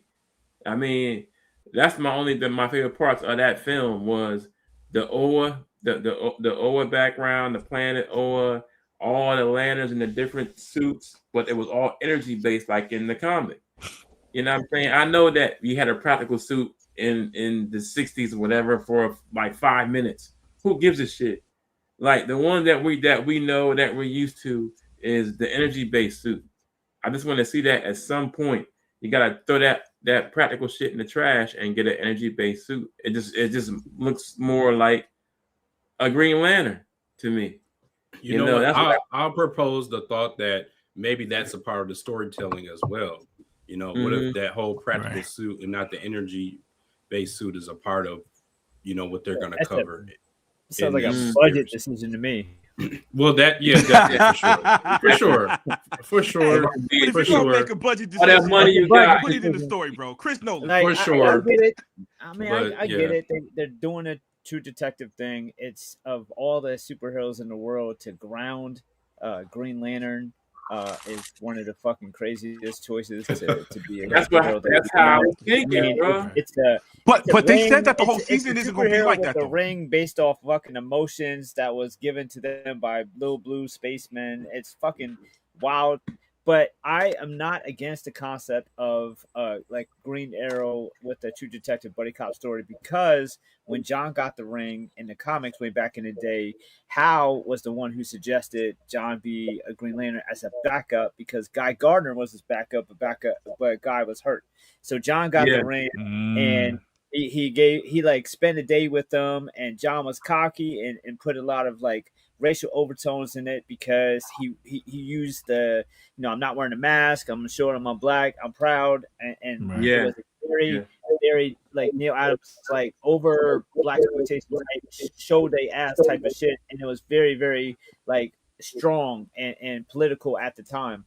And then what they're doing here is like making it like a training day thing that's somewhat different, but there's so many elements that Green Lantern readers, it's like you have to just fucking bite it and keep it moving, bite it and keep it moving on so many different levels. Like John had the ring while they were training, so like they're doing so much that John doesn't have the ring for, that you would like. It's really difficult to have him training without the ring. It's like training a NASCAR driver, but it's like Karate Kid. Like we're gonna do all this, paint the fence shit and wax the car shit, and we're not having you even wearing a ring. And the reason why you're not having a ring is because there's only one.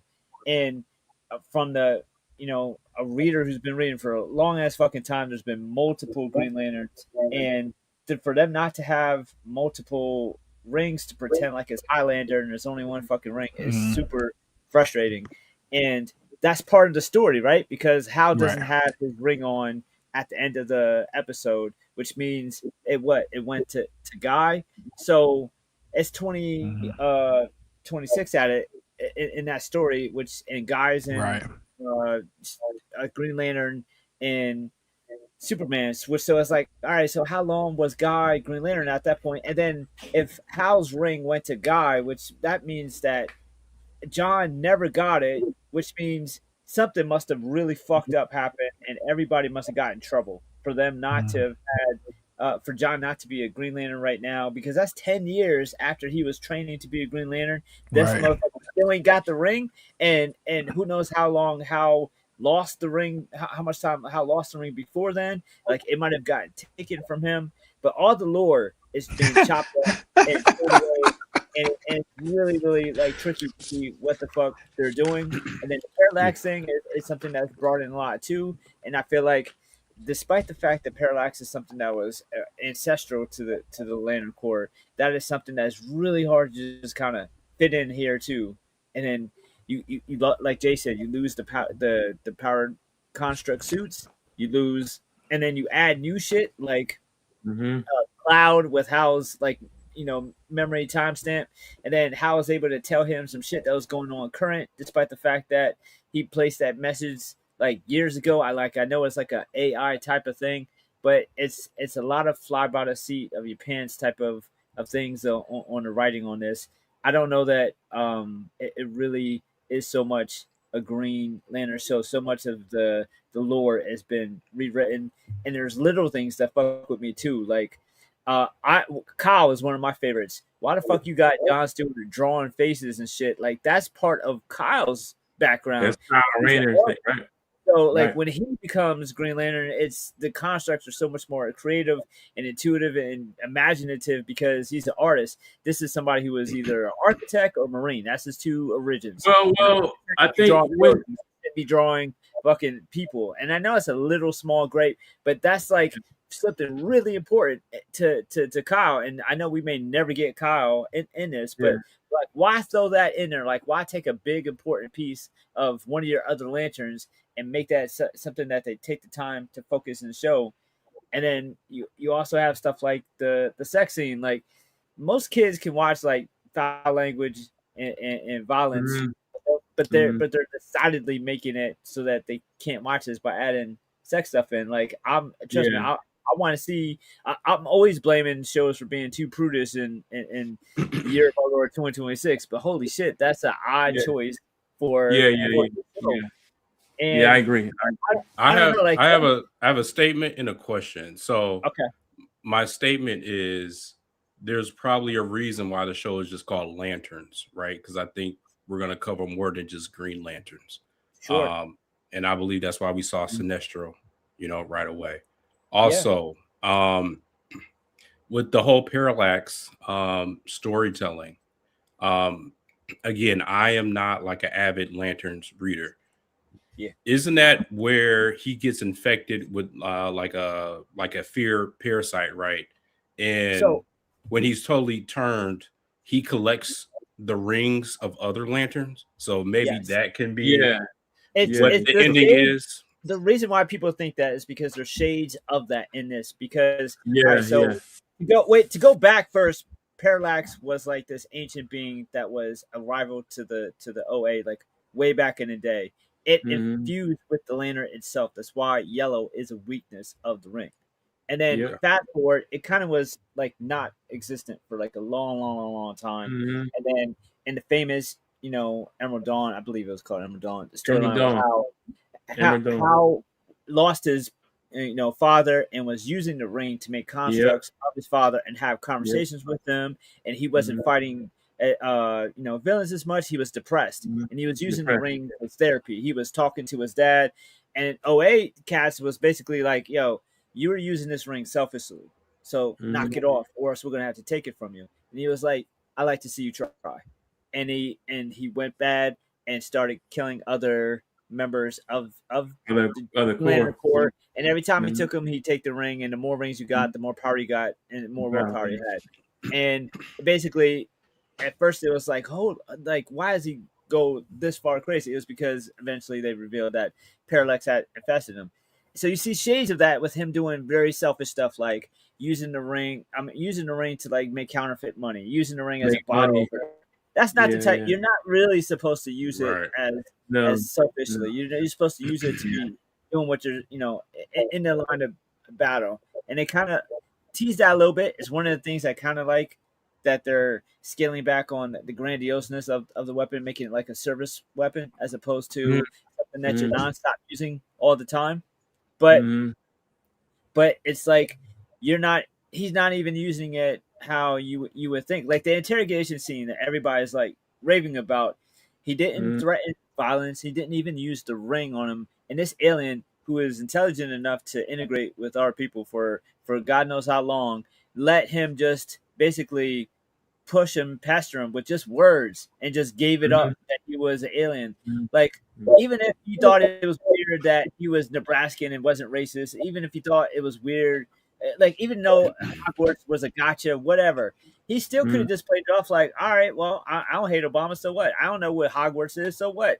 He like gave himself up. It made no fucking sense. He could have used the ring, get it out of him that he was an alien. There's so many different ways that the ring could be a lie detector. The ring could be a scanner. It could do so much. The ring can like translate voices. So it could have done, they could have used it in that way. But it's like they had to get over that. Oh, he's a wily old veteran. There's so much shit that is just, I don't know. Also, that would have cost too much money to do those constructs. So they wouldn't. And it's like, all right, so. But if that's what you're setting up, Lanterns in this universe via a show where they want to get out of having to use CG, then how are you going to integrate them into the other shit where you got Guy Gardner flipping cars and flipping tanks and middle finger this and that? I know it doesn't have to be one or the other, but it's very odd. It's and again, having a sequence, having a story that takes place on Earth where he's training them is fine, but they've tweaked and changed or butchered so many of the elements that make John's story what it is. So for the story to be what it is, and then we're supposed to believe 10 years down the line he's never became a Lantern. That's a completely different storytelling. So this is almost like a very Elseworlds Green Lantern story. That's a long job interview. 10 years. Like, come on, bro. It's like, what the fuck? What is going on? And then also with that Emerald City thing, I think his whole city got destroyed too. Coast City got trashed.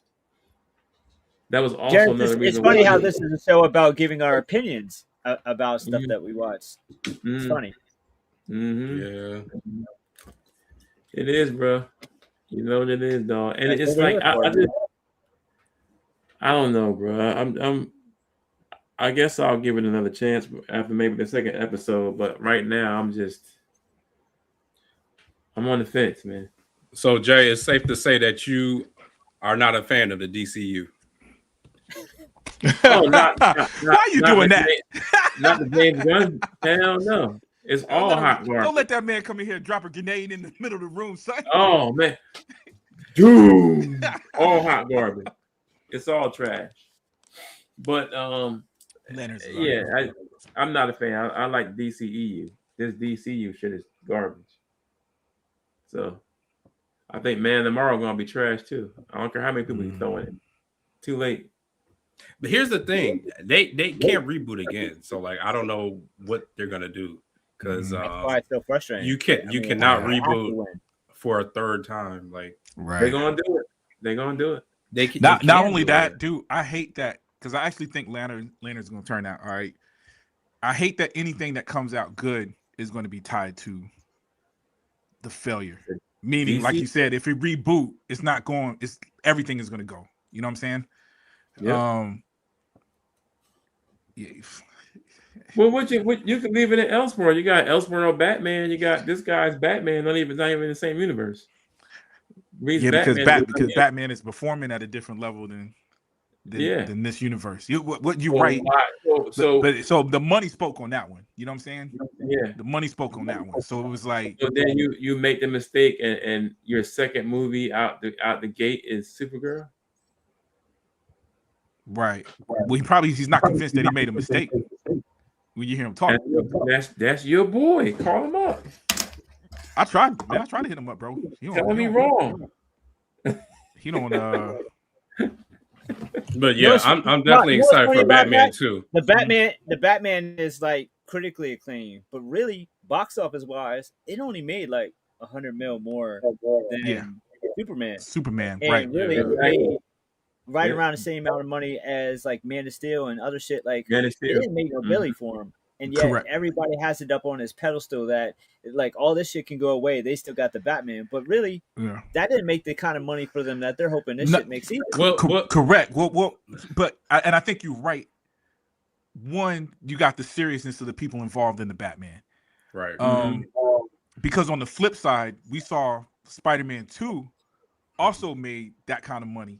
Around that kind of money, Amazing Spider-Man 2, but people didn't like it. You know what I'm saying? Yeah. So you got one of the best comic book versions of Spider-Man, other than he's talking about Chasm 2, not. Yeah. I'm talking about the one Andrew Garfield, bro. Garfield, yeah. I like that one. So I think the thing with DC is DC has to be gritty. I don't think. The way that now I get different tones now. Don't get me wrong, but like people like the grittiness. I believe that's why we like the Penguin. It was great storytelling. It was the grittiness. And when I say that, I don't mean necessarily grounded, even though Reeves' Batverse is grounded.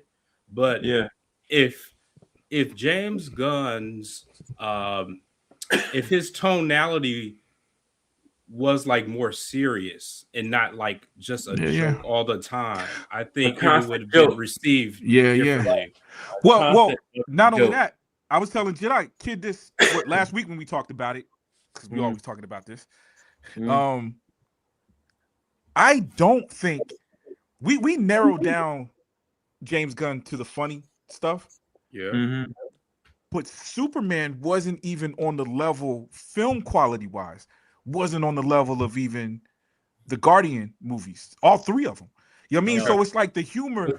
Again, I feel like people that don't like whatever, they harp on to that. But if Superman was actually better done, it didn't look the same. Like some of the effects, like some of it when I saw Superman had a lot of practical stuff in it. That was like, very AI, bro. But it looked great. Yeah, and what it is that lens.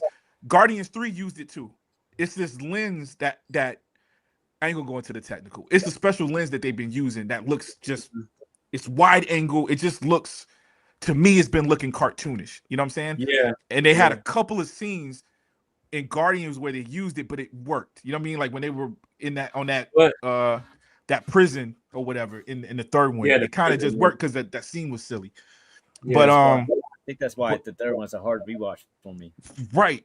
But the color grading, if you look at Guardians, had a darkness to it. In most of the scenes, wasn't color. It feels like it was colorful because it was.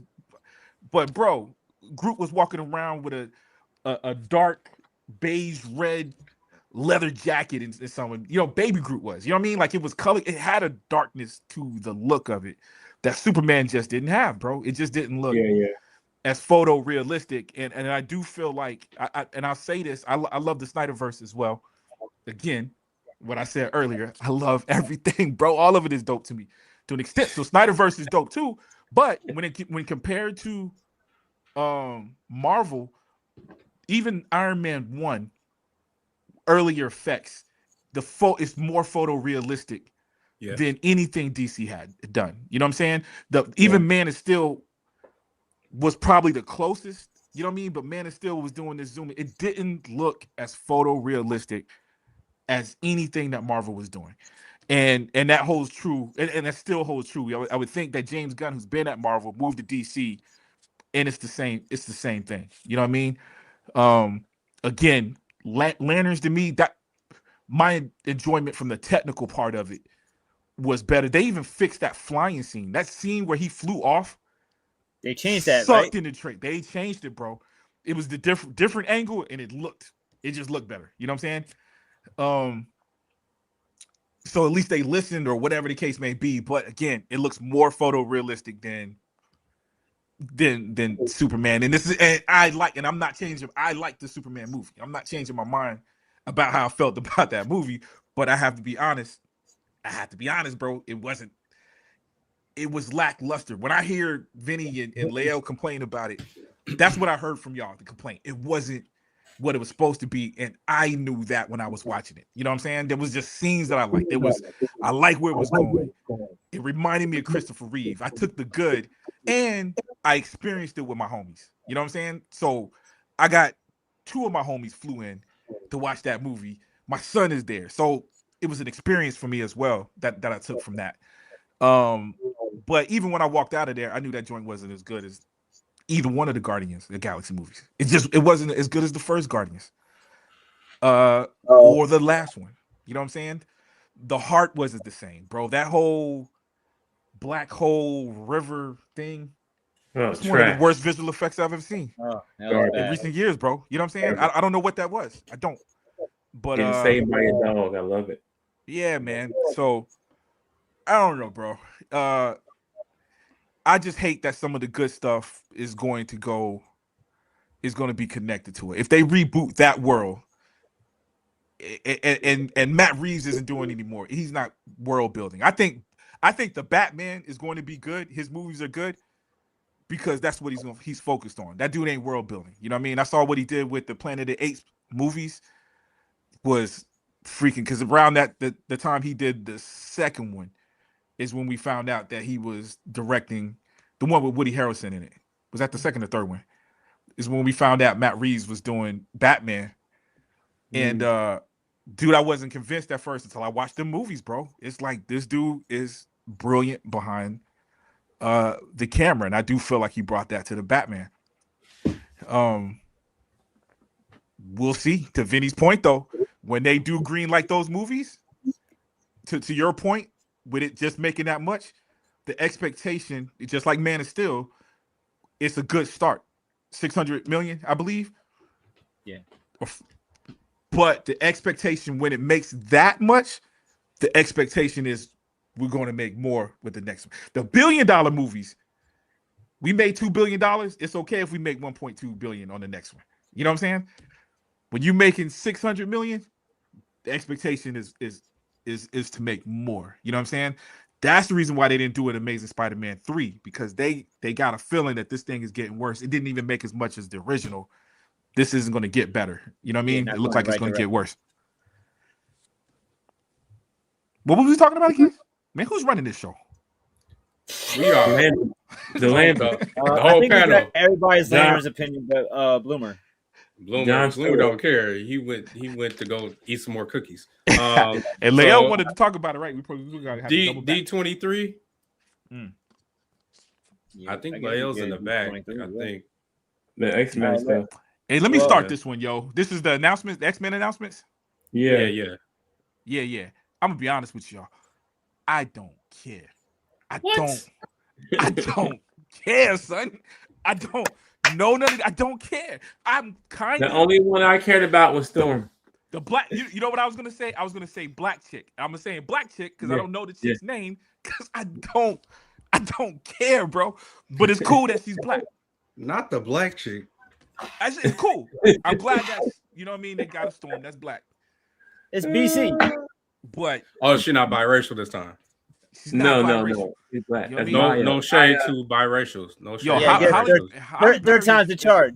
It's gorgeous, bro. But you know, Maya something, ain't it? Maya My boy. Maya Boyd. Boyd. she's a theater actress, so I'm happy she know her craft. She's Yo, a let me theater just go on Lael's page, bro. That dude, he's been posting this since the announcement. Yeah, theater actress. Maya Boyd. Maya Boyd. She's Broadway, Yeah. killing it on Broadway for years. So I'm happy that we got a real actress. And yeah, bro, Marvel got to do some work for me, bro. I don't know why. I'm still upset with I'm being nicer with DC than I am Marvel, but I expect more from Marvel, bro. And it's just, dog, I'm a roll with them. There's nothing. I already told y'all I'm boycotting Doomsday if some nonsense, man. Dude, Bob Iger is buying the Lakers with who? I ain't even gonna bring that up. Oh, really? He's buying with somebody that's like, bro, this is your savior? That's a Trumper. This is your savior, son? Oh, nah, boy. man. So I got issues, man. Now, the hypocritical thing is I ain't boycotting no Spider-Man movies, obviously. Well, you can say that's Sony, so I mean you can kind of get away with my man. I knew. That's Sony. I told Leo, man, we needed you on the show, man. It had to been a conversation like that. Oh man, bro.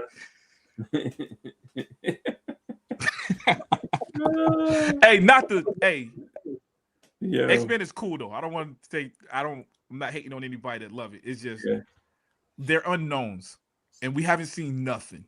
We haven't seen anything, bro. Like for an announcement like this, I need more than just some names of people. Okay, not to interrupt. Yeah. I hear what you're saying because the acquisition of Fox was announced in 2017, right? Like 10 years ago.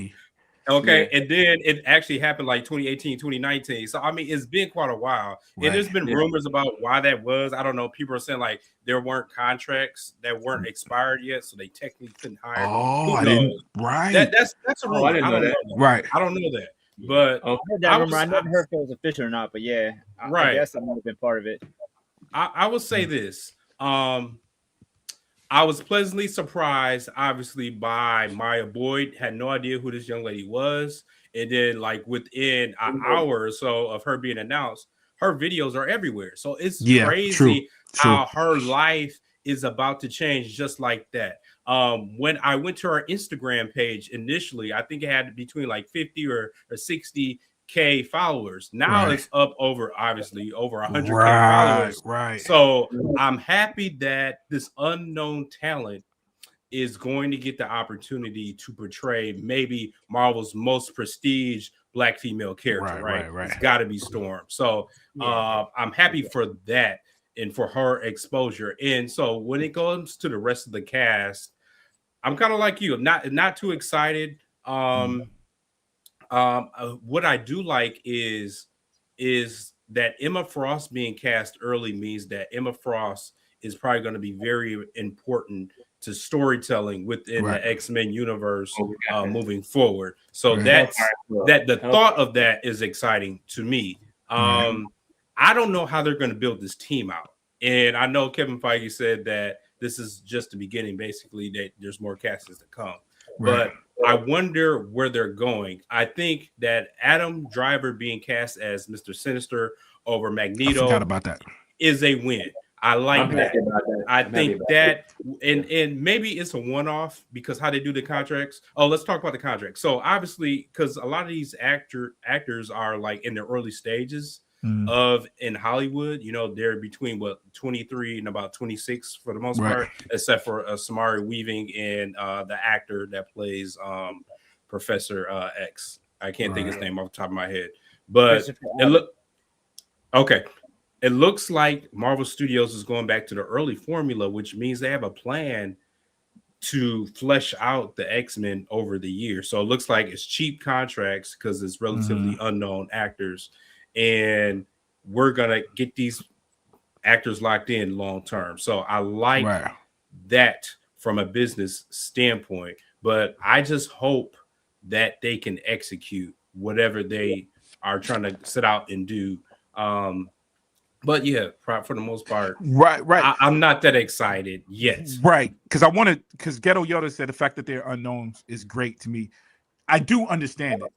This isn't that I'm not going to be excited at some point. I'm just being what they announced that weekend. Because mind you, we got trailers, we got other things that was exciting to me. You know what I'm saying? This just was lackluster because they are unknown. But you're right. Andrew Garfield was unknown at one point. Tom Holland was unknown. You know what I mean? You get that, but then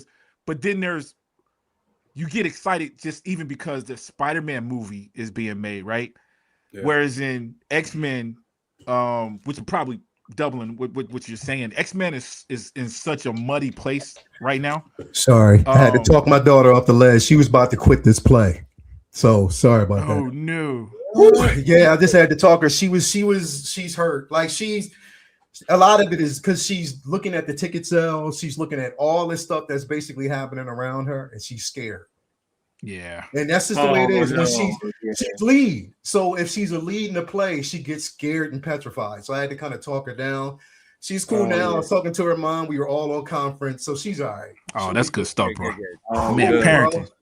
That's good parenting, right there, bro. Like even I had to call. I just called her coach, like her acting coach, her voice coach, and all that. We were all on the phone talking to her. I think it was just like a little panic attack, but she'll be all right. Whew. She'll be fine. She'll be fine.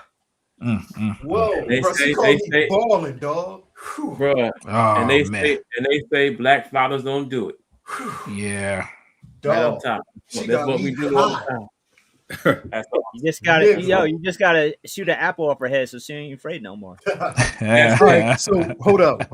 Shoot an apple because I'll put this up. Where are we at? So, hey, you know what, Cornelius? I'm gonna ask you because I know where everybody else is at. Cornelius, yeah, is the pendulum swinging? Is it like unbalanced right now?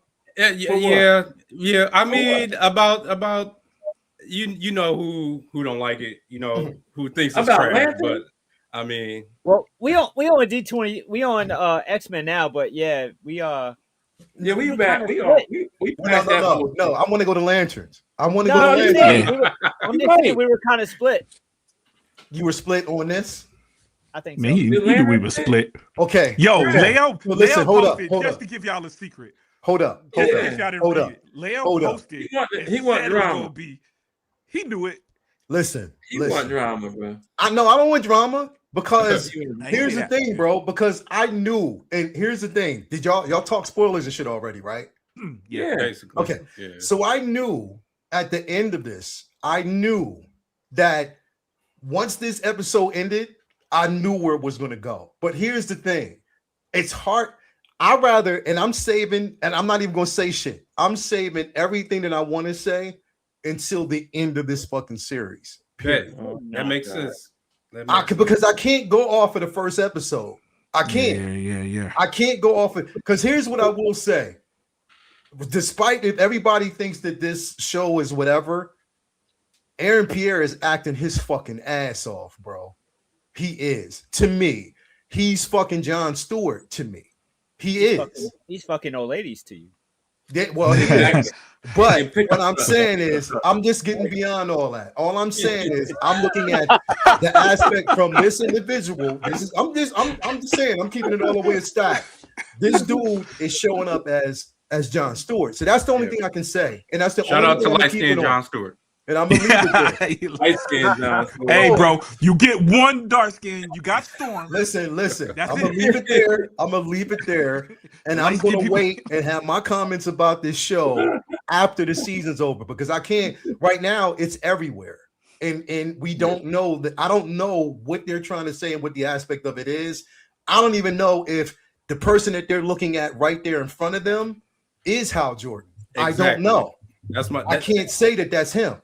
Same sentiments. Because they're basically showing you so many different things. On top of that, we know that, and especially by the trailers, that a lot of this has to do with aliens and manhunters and shapeshifters. We know that shit already. So I can't basically sit there and say that who I saw sitting there at that particular point without his ring was Hal Jordan. So I'm just leaving it there. I got to wait until we get deeper into this actual series to formulate any type of opinion. And I'm just going to leave it there in that particular space. So anyway. So if you want Green Lantern opinions, come to my show at www.popshit.com. Go to props. I don't know if that'll get you there. I'm not going to say nothing. I'm just going to let this be what it is. And what we're gonna move over to right now is this. We're gonna talk about X-Men. This is where we are. So here's the thing, bro. I said this earlier behind stage. Me and Cornelius were talking about it.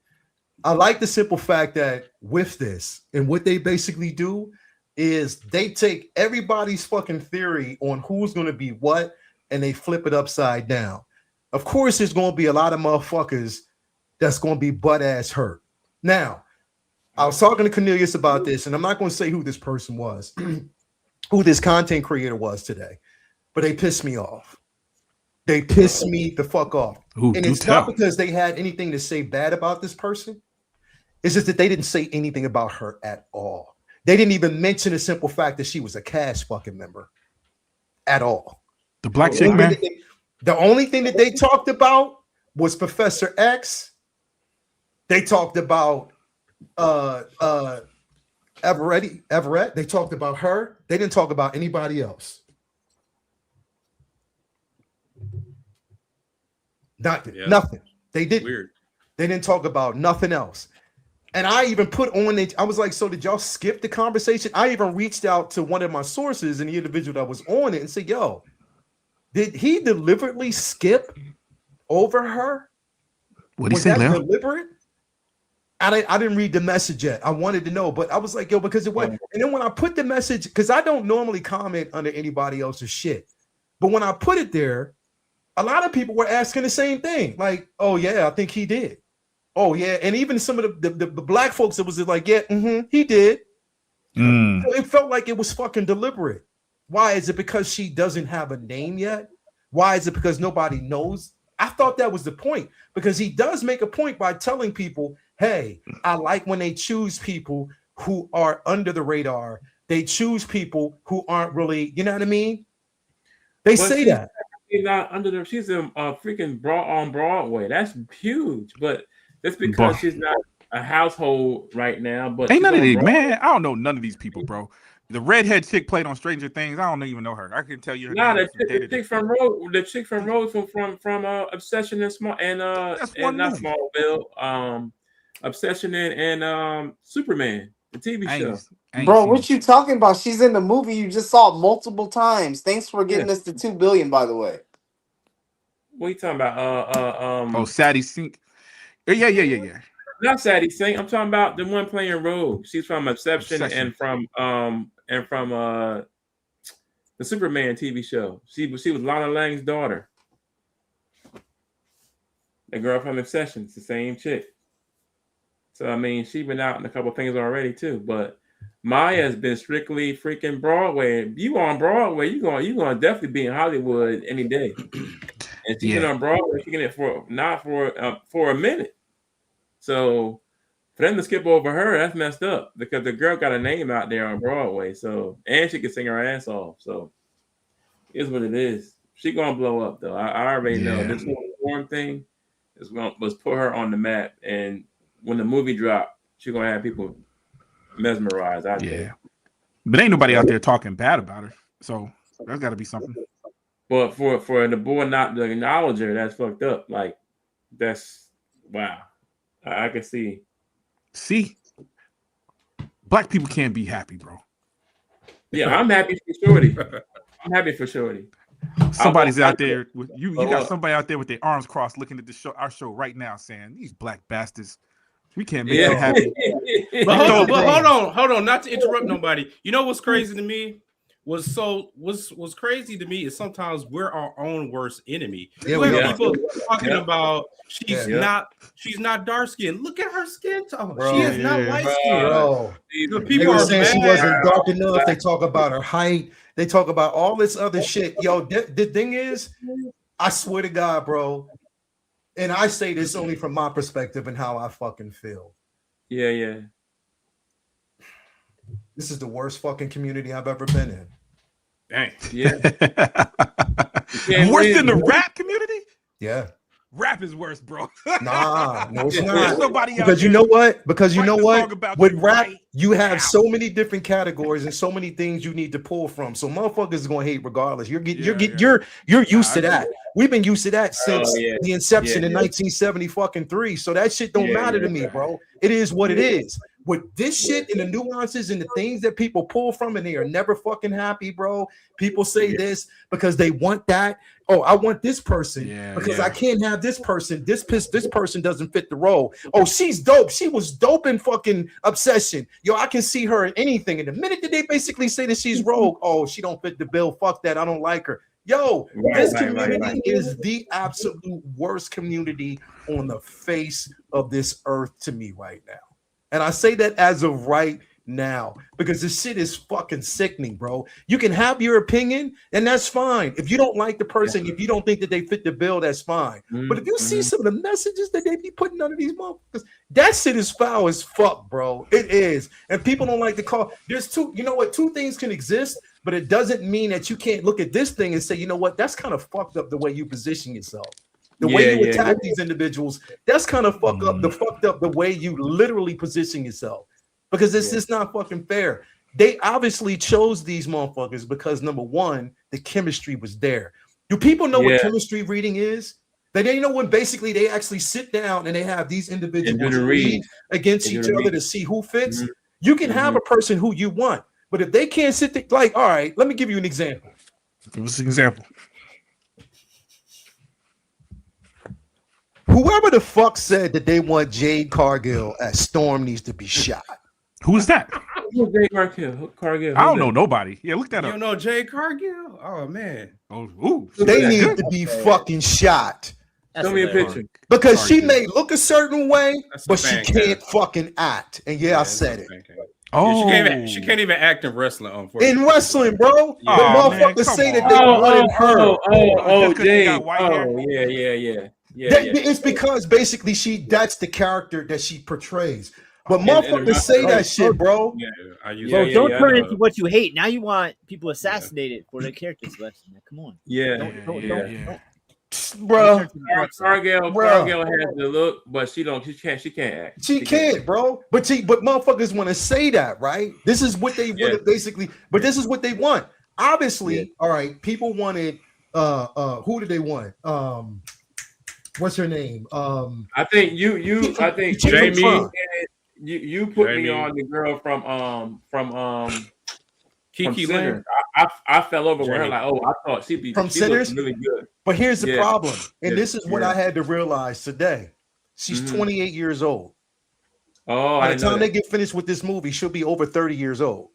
Oh, okay. They're looking for long term. Everybody they've chosen is in their early 20s, except for the character of Emma Frost, Professor X, and Mr. Sinister. Now, mind you, when he was on stage, he was on stage, he did say it's not the full cast. He said that before he made the announcement. He said it's not the full cast.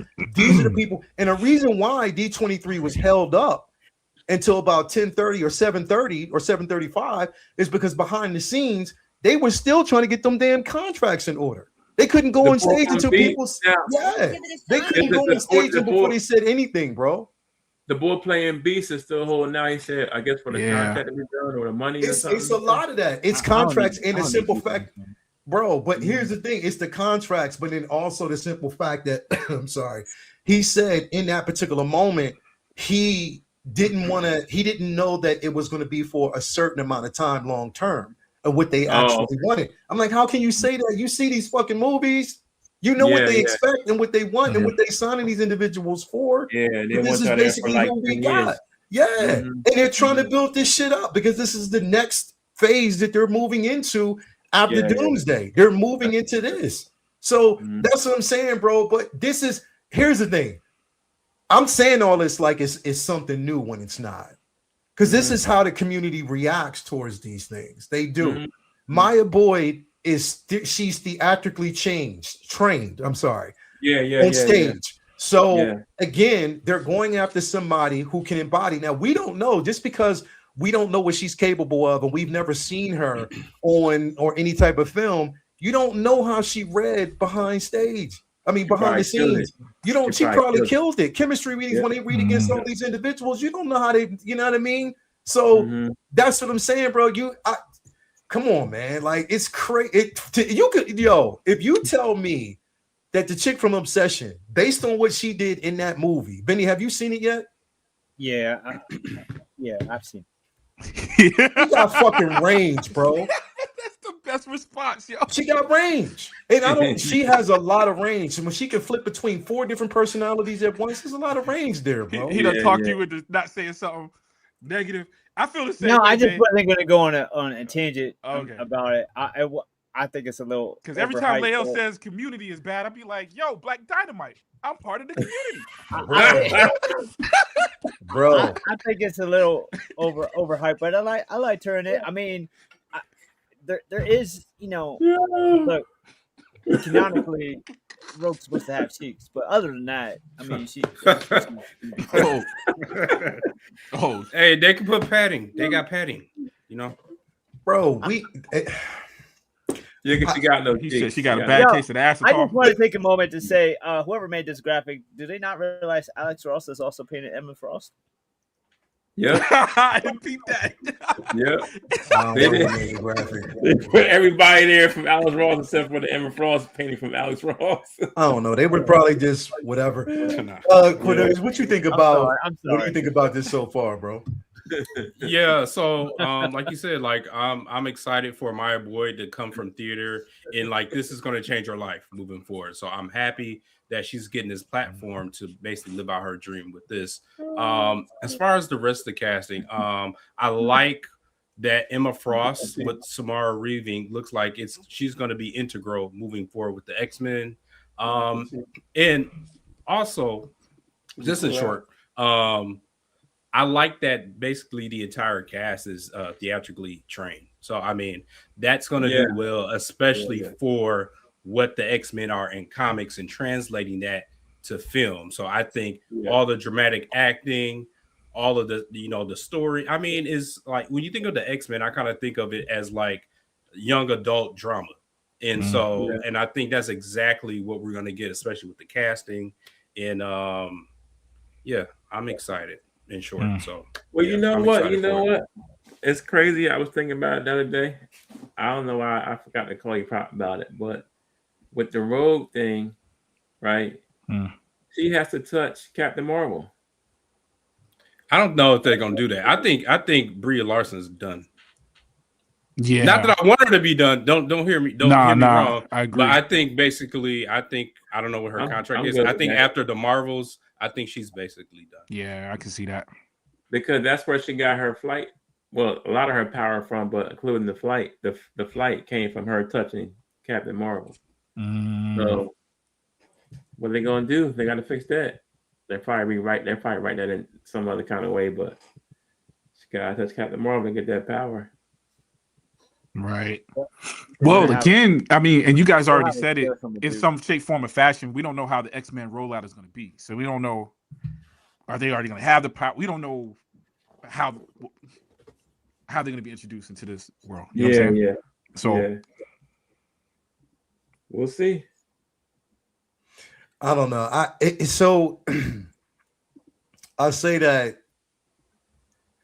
I want to see again because they're choosing these individuals for a reason.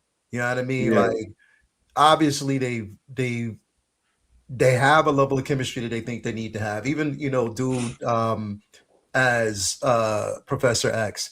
You know who that is, Vinny, don't you?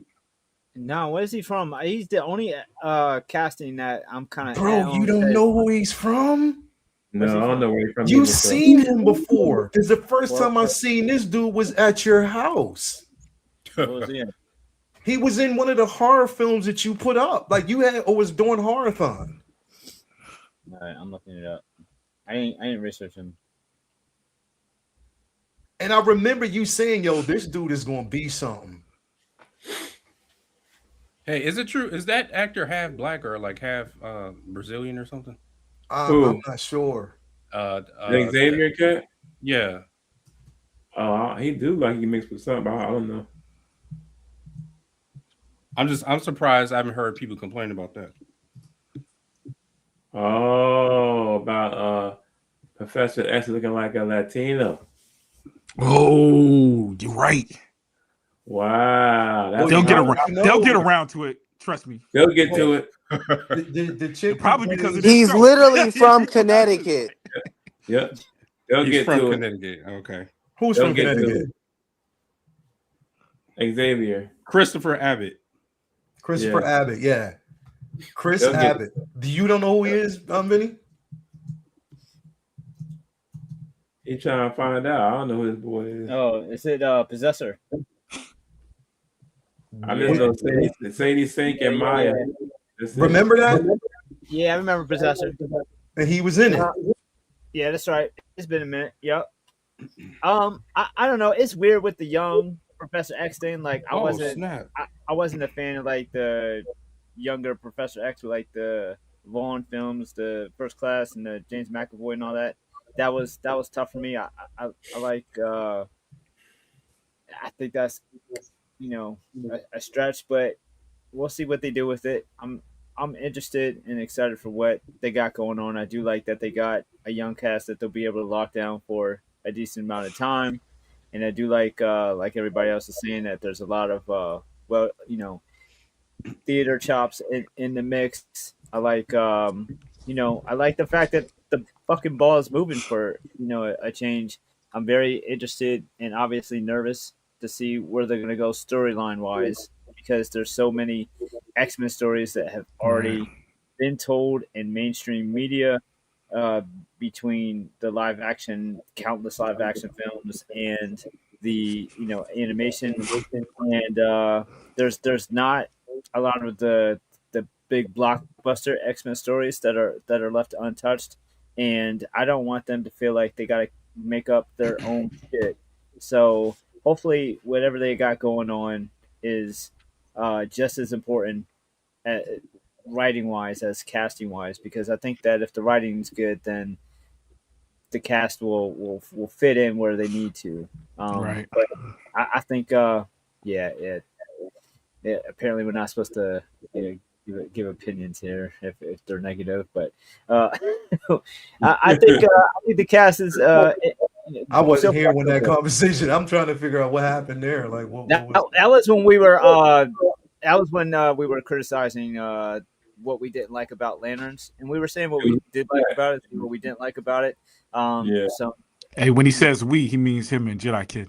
Me and Jedi Kid. That's we. That's two people. Two people. So whoever wrote that message, man, that was send your hate mail to the right persons.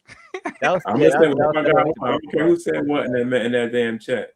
I'll say what I want. Yeah, add us. No, I'm joking. So the audacity. Here's the thing with this story, especially with the X-Men. I think a lot of things trial and error, and I think the error was already made, and they've seen that. They've seen that with the Fox franchise and things that were done. And I think that this is why they're pulling from a certain error. I honestly think, and I hope, and I've been saying this from the very beginning, that I hope they give us the First Class. I hope we get, from what I was hearing, is that they were going the route of the First Class, and all the other characters that are there are going to be playing something completely different. Like they're going to be there, but they're going to be there in a totally different way. So I'm hoping that that's what they give us. And there's ways that they can go into it, which again, I'm just going to wait because I don't want to discredit the vision where they're going. I don't know yet, so I can't formulate any opinion. I'm just mainly looking at the people that they've gotten and whether or not they can carry these roles, if they're capable of carrying these type of actual roles. If that's something that they can do. That's what I'm looking at. We gotta have, if you go on First Class, we gotta have Bobby, Beast, and Angel too. Like, well, that's what they're saying they're going to have. But because there was rumors that one person, the Beast actor, right? They approached somebody for Beast and he turned it down. Well, I guess they accepted the role. He accepted the role, but then I don't know behind the scenes. I guess it was long term or whatever. I know they're going to figure it out. Even if it's not him, they'll probably get somebody else. You know what I mean? And that's the same shit that they did with Hugh Jackman. He wasn't originally supposed to play Wolverine. They got somebody else to fulfill that role because the other person couldn't commit. And this is what happened. Vinny said he didn't have enough time to do the Wolverine, so he you messed up. Vinny, you messed up. No. You got pace that out. First, Wolverine don't belong. Wolverine don't belong in the first class era anyway. True. Yeah, True. true. True. Yeah. So assistant to the regional, And I that'd don't be smart think to go that I direction. actually hope that they don't appear in Secret Wars. I hope that they don't. The X-Men. Oh, the I hope X-Men? that they don't. Not The the only young person, version, not the only young person version. right now that is signed on for it is Jean Grey, of course, Sadie Sink, and that was something that they said that way back that she was going to be a part of it. But Secret Wars. yeah, Look, she man, was already going to be there. The Secret Wars has very little to do with the X-Men, so I don't really need them all in it like that either. Yeah, You know who I wish that shows up, and this is just the comic book fan in me. I just Sinister, but I know they're not going to reveal him in Secret Wars because he's one of the Baron, and it just seems like it seems like he gets his head cut off like the entire Secret Wars line, all the Sinisters. But anyway, yeah, the League of Sinisters, and that's the 2015 version, right? Yeah. What do y'all think of Sinister as a villain? Because Sinister is known for years of fucking like manipulating and experimenting on mutants secretly for a long ass time, and here's like the first time mutants are around. It's kind of odd for him to be there at the jump, right? Unless, but again, we don't know how we don't know how these characters. I shouldn't even say X-Men. Yeah. These characters are going to mean, be. It's just all like we don't know. They coming from it. We still got dimensional. We still. It depends on what multiverse storyline thing, that right? they're going through, because again, what we know of Nathaniel Essex, even when time travel happened, for a long ass time. Yeah, he's been around for years. So knowing this individual and what storyline that they're going to probably dive into, and again, right now, we don't know if he's the only villain in this movie as of right now. Because again, they said it's not the entire cast. There's still going to be more. We just have to kind of wait and see where it goes. You know what I mean? And who, so that's, I think it's this, again, they're still piecing this shit together. My thing is, I hope Maya Boy kills it a storm. I think she will. I think she will. I definitely think she will. Here's the only thing that kills me. And I wonder if y'all seen this post earlier. I think it was yesterday or the day before yesterday, whatever. But what is her name? The chick who's playing Emma Frost. Samara Weaving. Mm-hmm. She put a picture up of her laying on the beach or laying in front of the pool, reading pretty much all Emma Frost, all X-Men titles. And stuff. Here we go. That's the only thing is I don't want anybody to do that shit. Like, don't better actually be reading it, not just posing with the. Don't just pose with the man. She had a couple of them there, but don't just pose with. And I know that they have. Listen, I commend them for basically reading the material in general. If you're gonna read it, understand it, take notes from it, but you don't have to basically. You got the role, so you don't have to prove to me anything. You don't have to prove anything to anybody.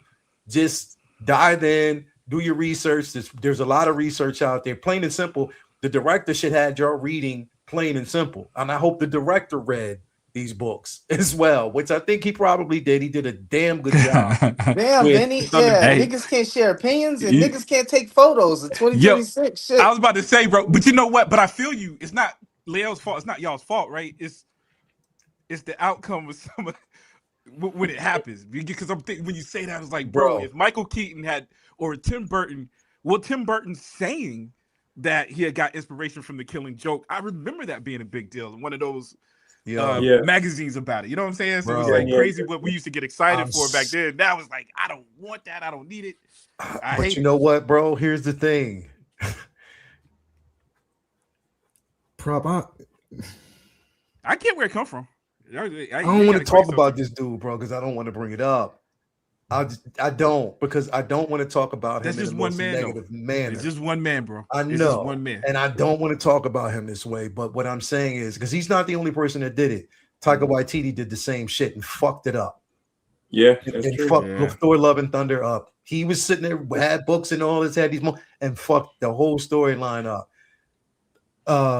Woman of Tomorrow, it just. Supergirl, Woman of Tomorrow, it didn't achieve what it was supposed to achieve. I just don't think it was the disaster that everybody else thought it was.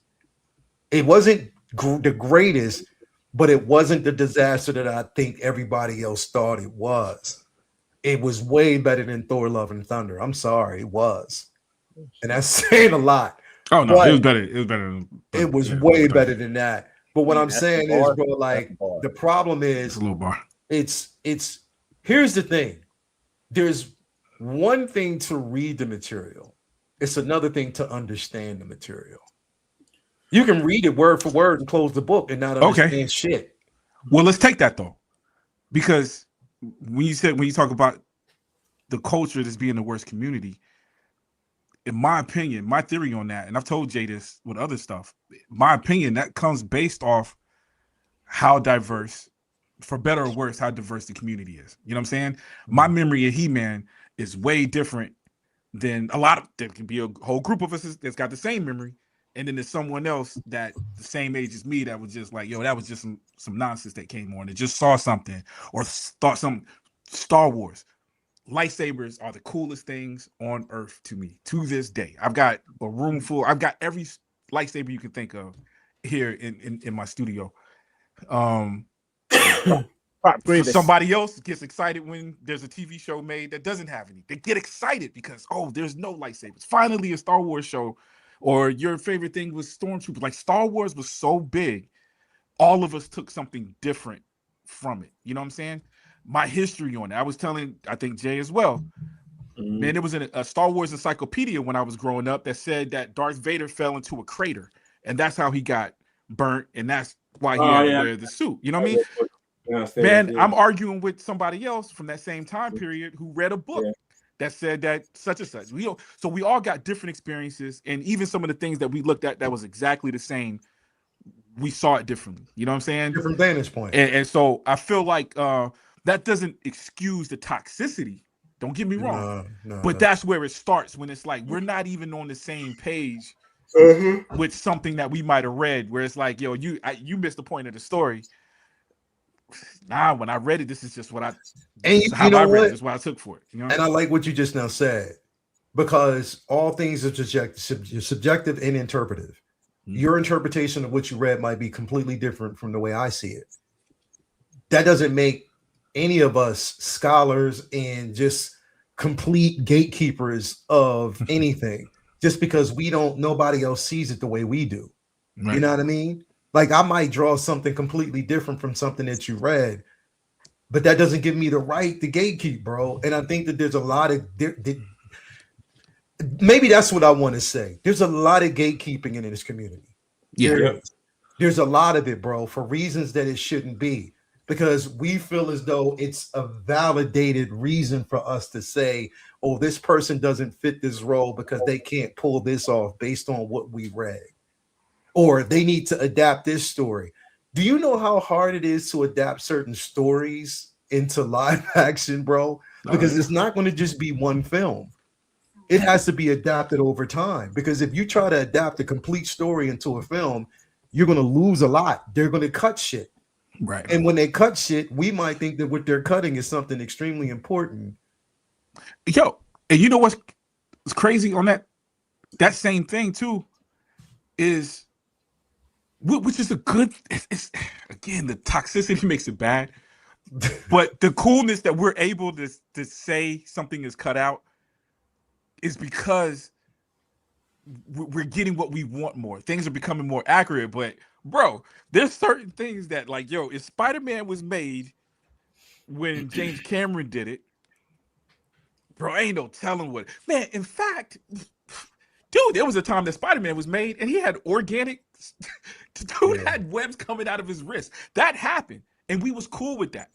You had a couple of fans that was like, oh yeah, I wish, but overall, we were cool with it because that's what we got. But now things are getting so much more accurate that it kind of gets under our skin when you don't get it right. Are you okay with the simple fact that Tom Holland's Peter Parker now has organic webbing? Are you okay with that? I absolutely. I like it. So I'm a story person first. So I am a movie guy, when I analyzed my comic book thing, I realized it started with cartoons. It started with shows. The shows, that stuff made me want to dive deeper. I was watching Wonder Woman before I could read. You know what I'm saying? Yeah. So, if the story is dope, for the most part, I'm cool. If the story is dope, and to me, that was telling the story. I finally got the web shooters. I finally got him building his own web shooters. You know what I mean? There was so much that we didn't get There with were early so many movies that we things got that in would this one. change. Yeah. So, but to be honest with you, there is a part of me that wish we had held on to it a little bit longer. We just got it and we losing it. But I understood what was going on in the story. You know what I mean? And the story was good to me. Yeah. So Yeah. I let it slide. But yeah, but I feel your point though. Now, also, if Batman doesn't have a cape, I'm flipping out, bro. If Batman doesn't have a cape, Wiz is going to flip out. I am. Batman. I hope it don't have no cape. I hope it don't have no cape. Honestly, I would tell you like this, Prop, and this. I don't. At this point, I don't think we're going to get Batman. Oh, I'm cool with that. I don't think we're getting. I thought they had a video of Raven Bolt. I don't think we're getting Raven Bolt. We ain't getting Raven I Bolt. don't believe so Right. either. So we talked about this on the show before. Vinny, I'm picking on you, man, because I know you pay attention to these things. Yeah. You ain't never heard me say, I can't wait for James Gunn Batman. Has anybody heard? I know you guys miss it because I like James Gunn, but you ain't never heard me say. You've heard me say that The Batman is one of my favorite movies.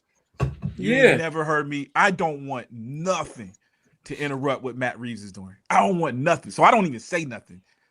You know what I mean? I saw that they pulled the car onto the set today. They had a video of the car being put onto the set today. That's what I want. Let my man finish what he's doing. Yeah.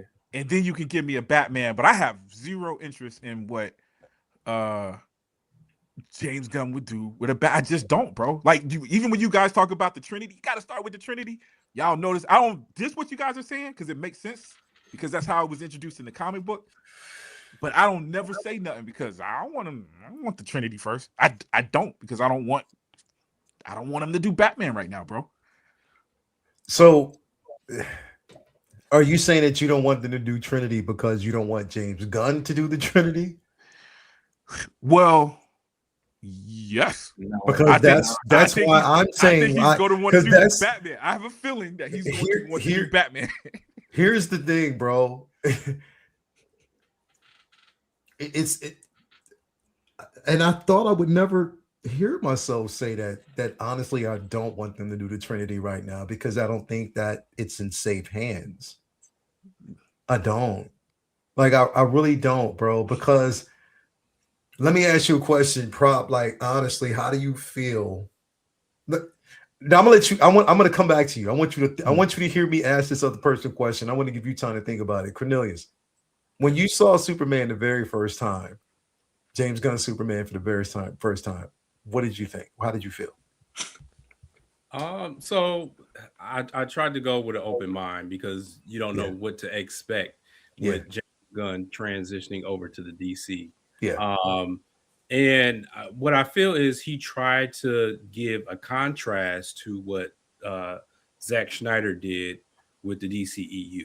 And he tried to give a more lighter heart type of Superman that maybe would have, I don't know, brought in kids more so because Cavill Superman was a lot darker, and whether you love or hate that Superman iteration, it's more so geared towards like adults and whatnot. So I think what James Gunn tried to do with the Superman movie was maybe try to broaden his horizon and bring more people into it.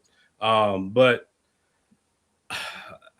I just and we talked about this when you're gone. A lot of people harp on the comedic side of what James Gunn does, but for me, it just was not a good enough story, I guess, to start off the DCU with, and that was my whole thing. It just was not. The story wasn't tight. Gotcha. Yeah, it wasn't tight enough. So So when it come back to you, Prop, after you've seen it for the first time, you're like, Right. has your feelings over time of that movie changed? I'm gonna bring it up one more time. I'm upset. And I'm asking it specifically for a reason. Yo, Jack Kid's making sounds, bro. But you know what you're gonna say? Spider-Man Brand New Day has changed everything, son. Yeah. That is the greatest superhero movie I've ever seen. In my opinion, it's the greatest superhero. I don't know if that's the right comic book, not superhero. I say comic book movie that I've ever seen, bro. Yeah. And it changes things. So to make a movie to that level, I was cool. And I have a feel I'm gonna watch Superman again. I think I'm still cool with Superman, but I never thought it was the greatest movie. I just enjoyed it. I can't explain it any more than that. It wasn't, oh, this is the greatest thing on earth. It was just when I watched it, I laughed when I was supposed to laugh. I enjoyed it. There was some visual effects that was wonky, but wasn't as wonky as The Flash. You know what I'm saying? But pretty damn close though, to be honest with you. Yeah. There was a couple of shots that was, so there was all these imperfections, and it wasn't as much of a James Gunn movie. And I'm retreading ground. That I said this when you were off. I felt like the Guardian movies were better. I felt like they were color graded technically and story wise, entertainment wise. I thought they were better, and Superman didn't even reach that level.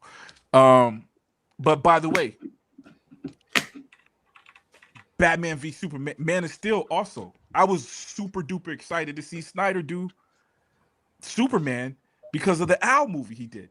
He just did an owl movie where these owls were flying through rain and slow motion and all this.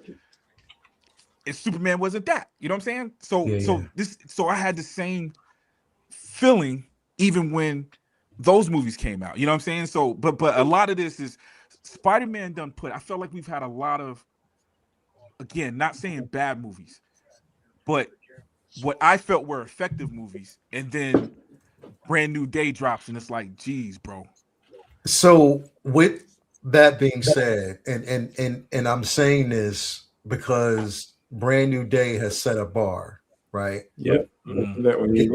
It set a bar that Marvel now going forward, and I say this, that we better hope for the sake of everything that Doomsday is good, that it's good. And I'm not saying it's not going to be, but we've done this before where we've seen Endgame.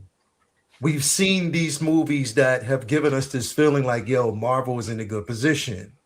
And then the next movie drops the ball. And then we're like, wow. Bro. So that scene of Dr. Doom flipping out of that whatever, flipping and landing. Yeah. That's one of the worst shits I've seen all week, bro. Him jumping. Well, Vinny hasn't seen it. Remember. Oh my God. Oh, he blacked out. He blacked out. Bad, Vinny, you bad. can come back. You can come back. We ain't gonna talk about it. Yeah. That's all I'm gonna say. So the visual effects in that trailer my point is, wasn't up to par, bro. So my point is where they're going forward from here. Bro, make it seem like he did gymnastics. It has to be because here's the thing. This is a bar. This is a bar. This is a bar that was set, right? So this is a bar that they basically set. And going forward, Doomsday has to achieve at a level that can be sustainable because they're in a good position right now. Yeah. James Gunn, whether you know it or not, is literally, and I don't give a fuck what Warner Brothers tries to say or whatever, he's literally fighting for his life right now. Yeah. He literally is. I want to make this comment too. I said I like Superman. When we talked about it that day, did I not say, Jedi Kid or Leo, did I not say that I thought it was over when Superman dropped? You said we thought what was over. Oh, you did say that. I said that that day when we were all arguing. Yeah, you said it was over. I said that I thought it was over just from your reaction. I was This like, is yo, doubles this him is over him. it's a wrap. It's and I'm here's the thing. surprised Supergirl was made. I thought it was a don't. wrap after the first movie. Yeah. I don't, and that's the thing, bro. Like, I don't want to feel that way. I'm trying my best not to feel that it is over for him because he could surprise us, and Man of Tomorrow might be dope as fuck. You feel me? Yeah. It Not might like be. now, if you're using video games to beat Superman. No. I'm just saying it could be. It could be, and we just have to wait and see. Because here's the thing, bro. I want both Marvel and DC to achieve, and I think this is what we all want. I am waiting to give my opinion about Lanterns until the show is over, because I'm in a position where I can see both sides. I can see where some people think it's good. I can see where some people might think it's not good, and it's the choices that they're making. I can see both sides, and I think there's validity in both people, in both conversations, both arguments. That's why I'm waiting until the end, because are there some redeemable qualities there? Yeah. Is there a possibility that they can really fuck this up? Yeah. Now, here's the thing, because this is the one thing that I will say about this that they've gotten wrong with both versions of Hal Jordan's Green Lantern.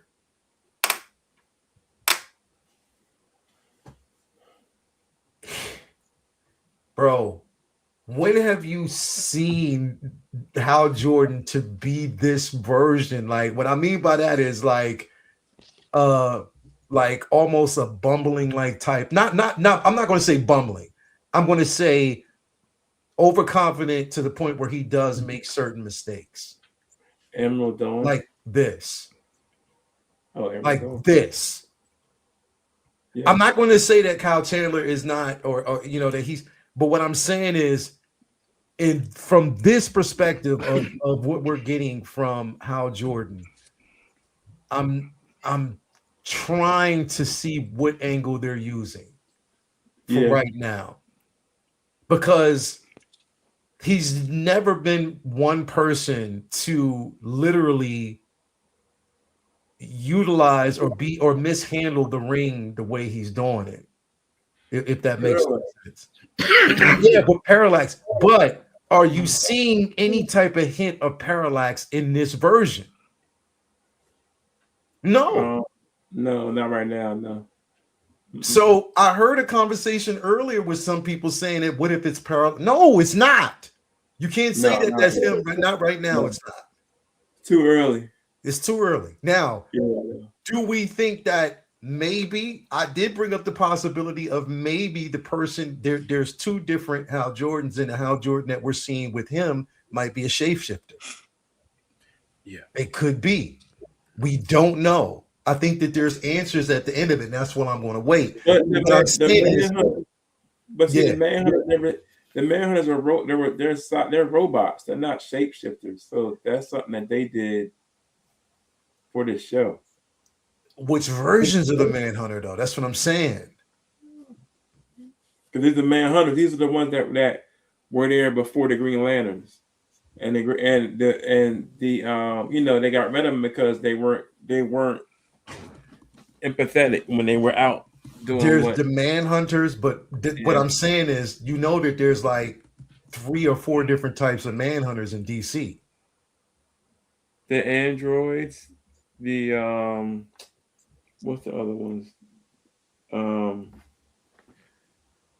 Not the ones that Martian Manhunter was selected though.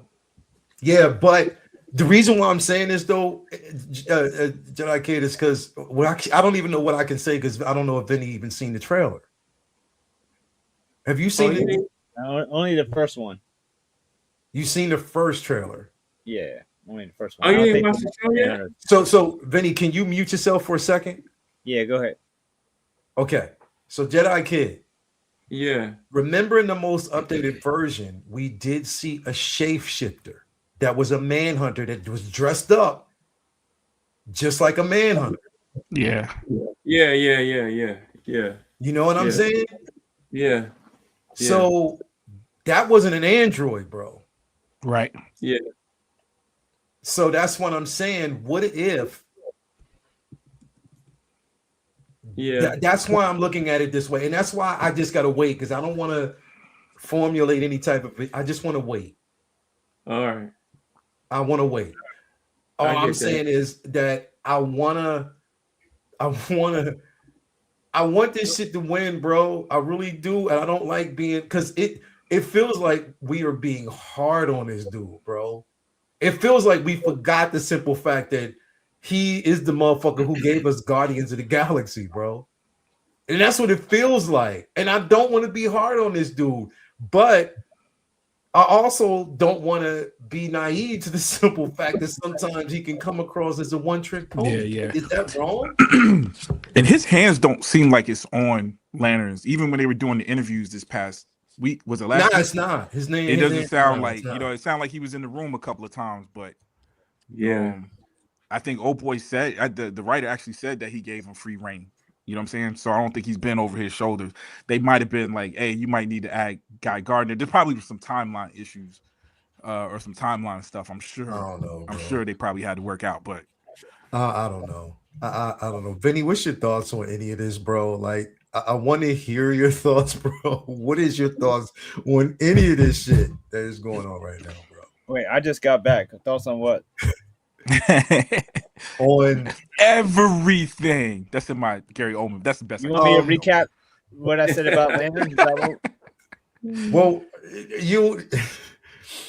My question is because I seen you put up a post the other day. You was like, you really want DC to win, but you just would explain your post and what you meant by that, bro. It's to me. I'll try not to redo the whole spiel about the show, but I just do not like the changes that they made to the lore. Like even with a timeline jump explaining only one lantern having a ring at a time, despite the fact that there should be, Kyle, Hal, John, and Guy their own rings. So we basically are going to have like whatever happens in the show 10 years plus pass before John even gets the ring, and that's not what happens in the comics. Like he's training with the ring in the comics, as you know. So there's so much that's changed. I don't I just don't like the decisions that they've made with changing John's backstory. I really don't like them having him be a fucking artist out of nowhere. That's Kyle's fucking thing. So it's like, if you're not, well, he was an architect too when he got out the Marines. Yeah, but architects don't. But if they have him draw like that, no, you're not draw like that. Draw a building. They'll have him draw faces. That's Kyle shit, bro. Yeah. You're right. Like, it just like. Hold up, who's the artist? Who you talking about? John Stewart? During the interrogation, John Stewart sitting there drawing a portrait of the. Yeah, because when he got out the Marines, he was an architect for a little while, but he wasn't no artist like Kyle Rayner. Yeah, and it's just like it's an odd choice to give him artistic ability, because I understand, like, from a writing perspective, if you're not going to use Kyle, hey, that's clever, let's make him be able to draw. But then that is taking away the whole fucking point of what Kyle brings to the table, and something that's just a throwaway thing to you, but to a reader, a fan of Green Lantern, that's very important. So that's the type of thought process that frustrates me. They just cherry pick and just throw shit in there because they think it don't matter, but it really does. And it's frustrating because I know, like, they are having a trouble figuring out how to do trouble figuring out how to do John. Like, they're changing a lot of shit. So I don't expect to see Kyle anytime soon, but don't like rub it in my face that we ain't gonna get him by giving him, Kyle's artistic ability. Like, have him, if you're gonna have him be an architect, fine, but that's buildings and geometry and shit, which makes sense to a lantern. And the Marine thing, so it's like you didn't give him an architect, you didn't really give him a Marine background, because technically just his dad is, right? Like, he's not. So what is he? Like, what does he do? And what has he been doing for 10 years? It's like, John had the ring chooses to bear it. It's not a job interview. It's something that you can get training for once you get it, but it's not something you audition for. the ring chooses, it's supposed, which gives it more of a innate magical thing, like that there's something special about you internally, not that you have to impress some fucking boss. That takes away from what the GL Corps, because all the rings are magic, so it's like the rings are sentient and so that takes away something from it, that the whole premise of the show is like an Elseworlds thing, because that's not what the Lanterns are all about. And then there's other aspects that don't make sense, like the time jump explains away the one, but it also like makes it more messy. It just it's a lot that's frustrating, and it might be the parallax shit. If y'all want to explain it that way, it might be Manhunters, it might be some other race, there might be some other explanation. But if they do kill them off, then it's like you're taking away how, because you think you can only have one, and Lanterns are supposed to roll deep. There's supposed to be a lot of them. They're supposed to just be so busy and doing so many different things that you only use like one, see one or two on Earth at a time, because there's so many. That's the whole point why John got the ring, because Guy was supposed to be a backup to Hal, and Guy was hurt. So that's how aware of how dangerous 2814 is to OA, that you need multiple GLs on the bench. Yeah. Do you think though? So just to touch on a couple of different things real quick. Him sitting in doing the interrogation, just doodling and drawing, is maybe they're not throwing that in for us to recognize or even to acknowledge that that they're making him, or we're not really supposed to focus on the art. Because here's the thing, we haven't even seen, because like when he asked him when he crashed the car, he said, "What construct did you develop?" And he said, "Bubble wrap." So that's what he used, bubble wrap around himself to survive that car crash. So it wasn't any type of artistic construct. Whereas when we here's the thing, Vinny, the reason why I say that is because you haven't seen all the trailers. So I'm going into this without all the trailer things. Yeah, so that's and I think that's what I'm saying. That's my opinion based on what I'm seeing in the first episode. So yeah, just like and see, that's after you've seen everything. Yeah, I'm based off this. My opinion on yeah. From the jump here, and that's why I'm saying. Wrong, this is a man who, like in the comics, for the most part, just made fucking boxing gloves for 50 years.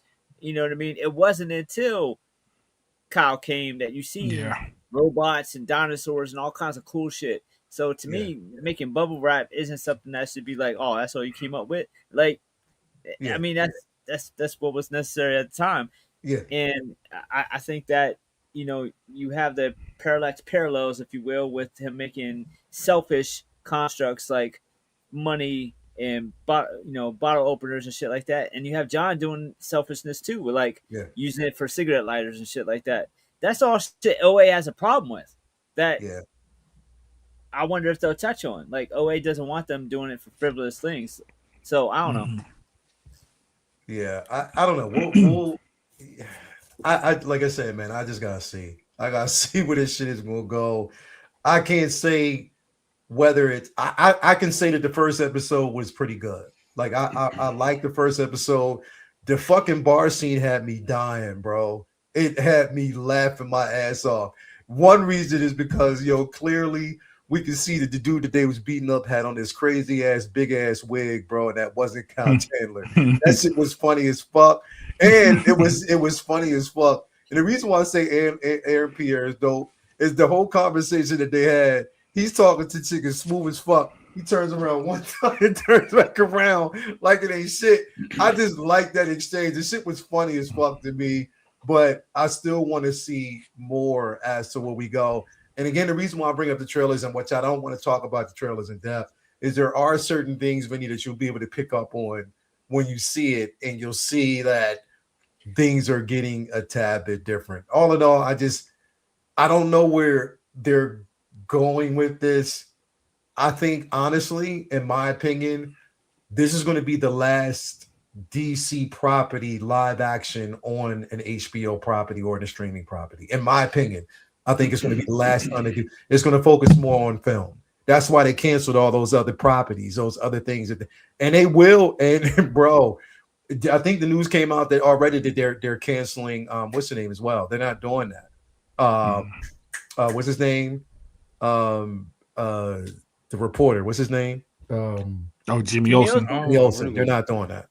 Yeah, that's They're not doing Jimmy Olsen. And Gorilla Grunt. Yeah, that's crazy. Gorilla Grunt. They canceled that. No. Yeah. Oh no. Right. So no, they're not doing it. They're going to focus more on, you know what I mean, whatever film. Even if they get farther with that, who knows? We just got to kind of wait and see. But all in all, getting back to the X-Men, I'm happy to see where it's going.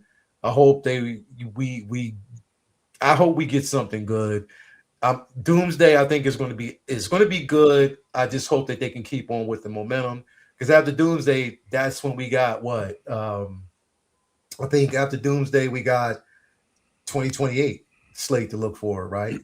Yeah, there's 3 movies in 2028. So it's the X-Men, Black Panther, and Ghost Rider. Ghost Rider, those 3 films. So, and hold up, when is Secret Wars supposed to drop? December 2027. December 2027? No, 2028, right? Is it 2028? It's a year from this December. Yeah. Oh, because you're right. Oh, that's right. Okay, so 21 year. Right. All right, till 27. Then yeah. All right. I don't see, that means that they're filming right now, it, then, right?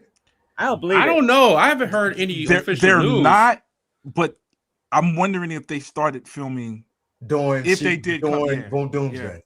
Here's my thing though. How obviously Secret Wars is supposed to be like the largest scale movie they ever done.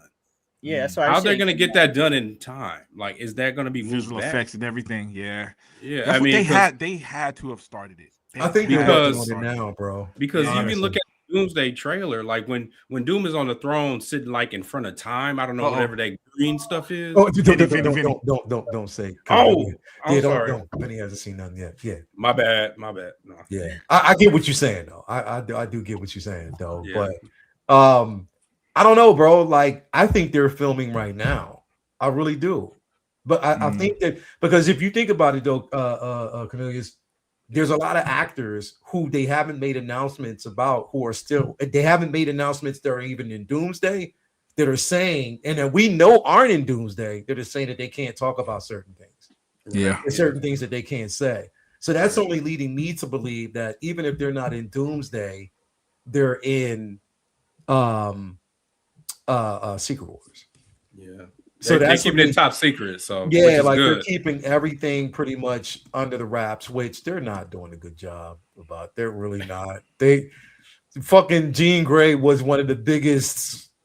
You knew that shit, bro. Like, we knew it a whole year ahead of time. Yeah, there was no fucking way around that, bro. Like, we knew that shit was what it was. So, you know, it happens. But yeah, I just hope going forward, like I said, I hope they succeed. Here's the DC. I hope y'all succeed too, man. For real. I just want everybody. I just want everybody to win, bro. I really, really do. Spider-Man's winning $2 billion on its way to 2.5. There is doing his thing. You know, domestically, will it catch Force Awakens? No, I don't think it will. I don't think it will.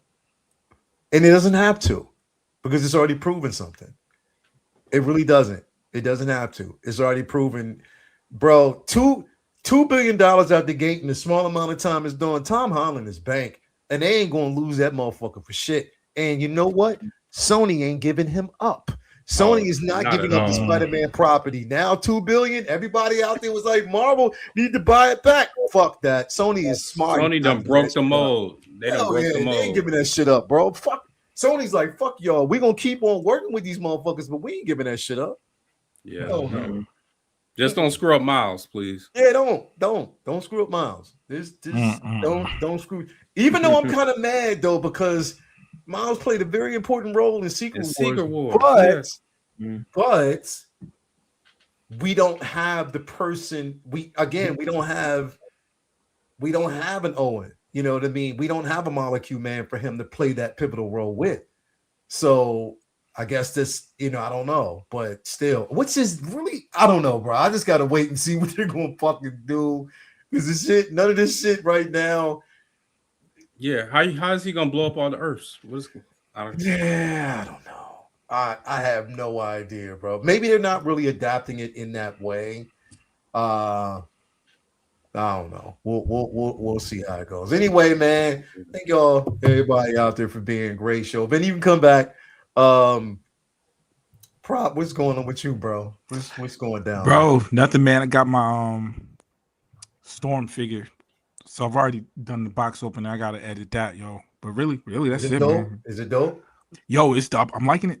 Okay, cool. It's dope, bro. Yeah. Cool. I gotta get that joint. Mine. Yeah, especially for the price. If I remember correctly, the price wasn't that. Yeah, Wasn't that bad on it. mine ain't here yet. I'm still waiting for it to arrive, so we'll see how it goes. But definitely, man, thanks, definitely, brother. Man, when am I going to be on the Broadway show, bro? Yo, I just started doing guest appearances. I've only had one person on. Come on, man. But you know, y'all, come on now. I'm trying to be on here, Nick. Man, you up there with the superstars, bro. I got to make sure everything is working right. My stream deck, I just got that thing working. I'm far from it. Yeah, we got from it. But definitely, man, thanks for coming through, man. Yep. Jedi Kid, man, what's going on with you, bro? What's going on with you, Rich Man Floyd? No. You see that? Like, no. You see how you know it? Nah, man. Shit, bling. Nah, man. Nah, man. See, you just put the watch up just now. Don't mind that, man. That's sleep. I ain't gonna mind that. That's small stuff, right? Yeah, small stuff, bro. That's small stuff. Chilling, man. Just doing it every day, bro. Small potatoes. Definitely, man. Mm-hmm. Glad to be here with y'all boys. Yeah. All right, man. But definitely, bro. Appreciate it. Thank you for being here, man. As always, man. Cornelius, man. What's going down with you, brother? Getting ready for school as a teacher. So transitioning to that. That's very interesting. Yeah. And you know what? I'm trying to get like y'all. You know, I need to get my channel up and popping. So videos to come. Videos to come. Let's go, bro. I can't wait, man. Definitely appreciate having you here. Vinny dipped because he said he can't keep doing trailer talk. So yeah. Bloom, what's going on with you, man? Man, as always, brother, it's always a pleasure to be here on Monday night. You guys know the rotation with me. Monday, you're here with us, Comic Book Talk with Friends. Wednesday, Say What Wednesday. We had some few releases last week, and hopefully we'll have a couple more on Wednesday. So we'll hopefully see you there. And then, of course, on Friday, Figure Flex Friday, please make sure you get your submissions in for Summer Madness as we continue to wind down through that contest. So please continue to visit us over at Facebook, Figure Flex Friday, for more details. Lumi has it in a featured post. And as for me personally, not much coming in. Still just trying to track down a few things. Mainly really excited for this comic book Wednesday, putting the comic book in Comic Book Talk with Friends, huh? Gotcha. So of course we have Queen in Black coming this Wednesday, Avengers Armageddon. Spider-Man and Hulk are doing a kind of like a team up comic, so it should be interesting. Bishop 3, very interested in that. Still, I've read the first 2 issues, and really interesting story. And then, of course, Absolute Batman 23. Go ahead and go get that, grab that. Other than that, man, very excited of what's on the horizon for just comics, figures, and just video games, everything pop culture. So please make sure that you are supporting your local comic book store, or your LCS, or whoever is supplying you all the dope stuff that you have in your collection. Make sure you're supporting them, because business is tough. Money is hard to come by. So please make sure, do what you can out there for the ones that rely on you and give you the best quality, stuff for your business, man. That's honestly the best stuff that I can live by. So Yeah, that's it for me, man. I hope you guys enjoyed the talk this week. I mean, I'm sure it was like maybe a shock for some of you guys out there. We learned about all the 7 Green Lantern fans that exist in the world. It's awesome. Awesome to see you guys popping up. Cause shit, man, fuck. I didn't think people was that passionate about Hal Jordan till last night. I thought it was just a miracle I didn't laugh at the thing because I never took this man serious a day in my life. But I think they took the show very seriously, and I like this. We'll see what goes from there. Yeah, that's why I'm gonna wait. I'm just gonna wait and talk about it later on. Anyway, man, thank you guys for being here. Another great show. Until next time, man. We see y'all. Have a great rest of your Billy, week. we coming for you, James Cameron. We out, man. Peace.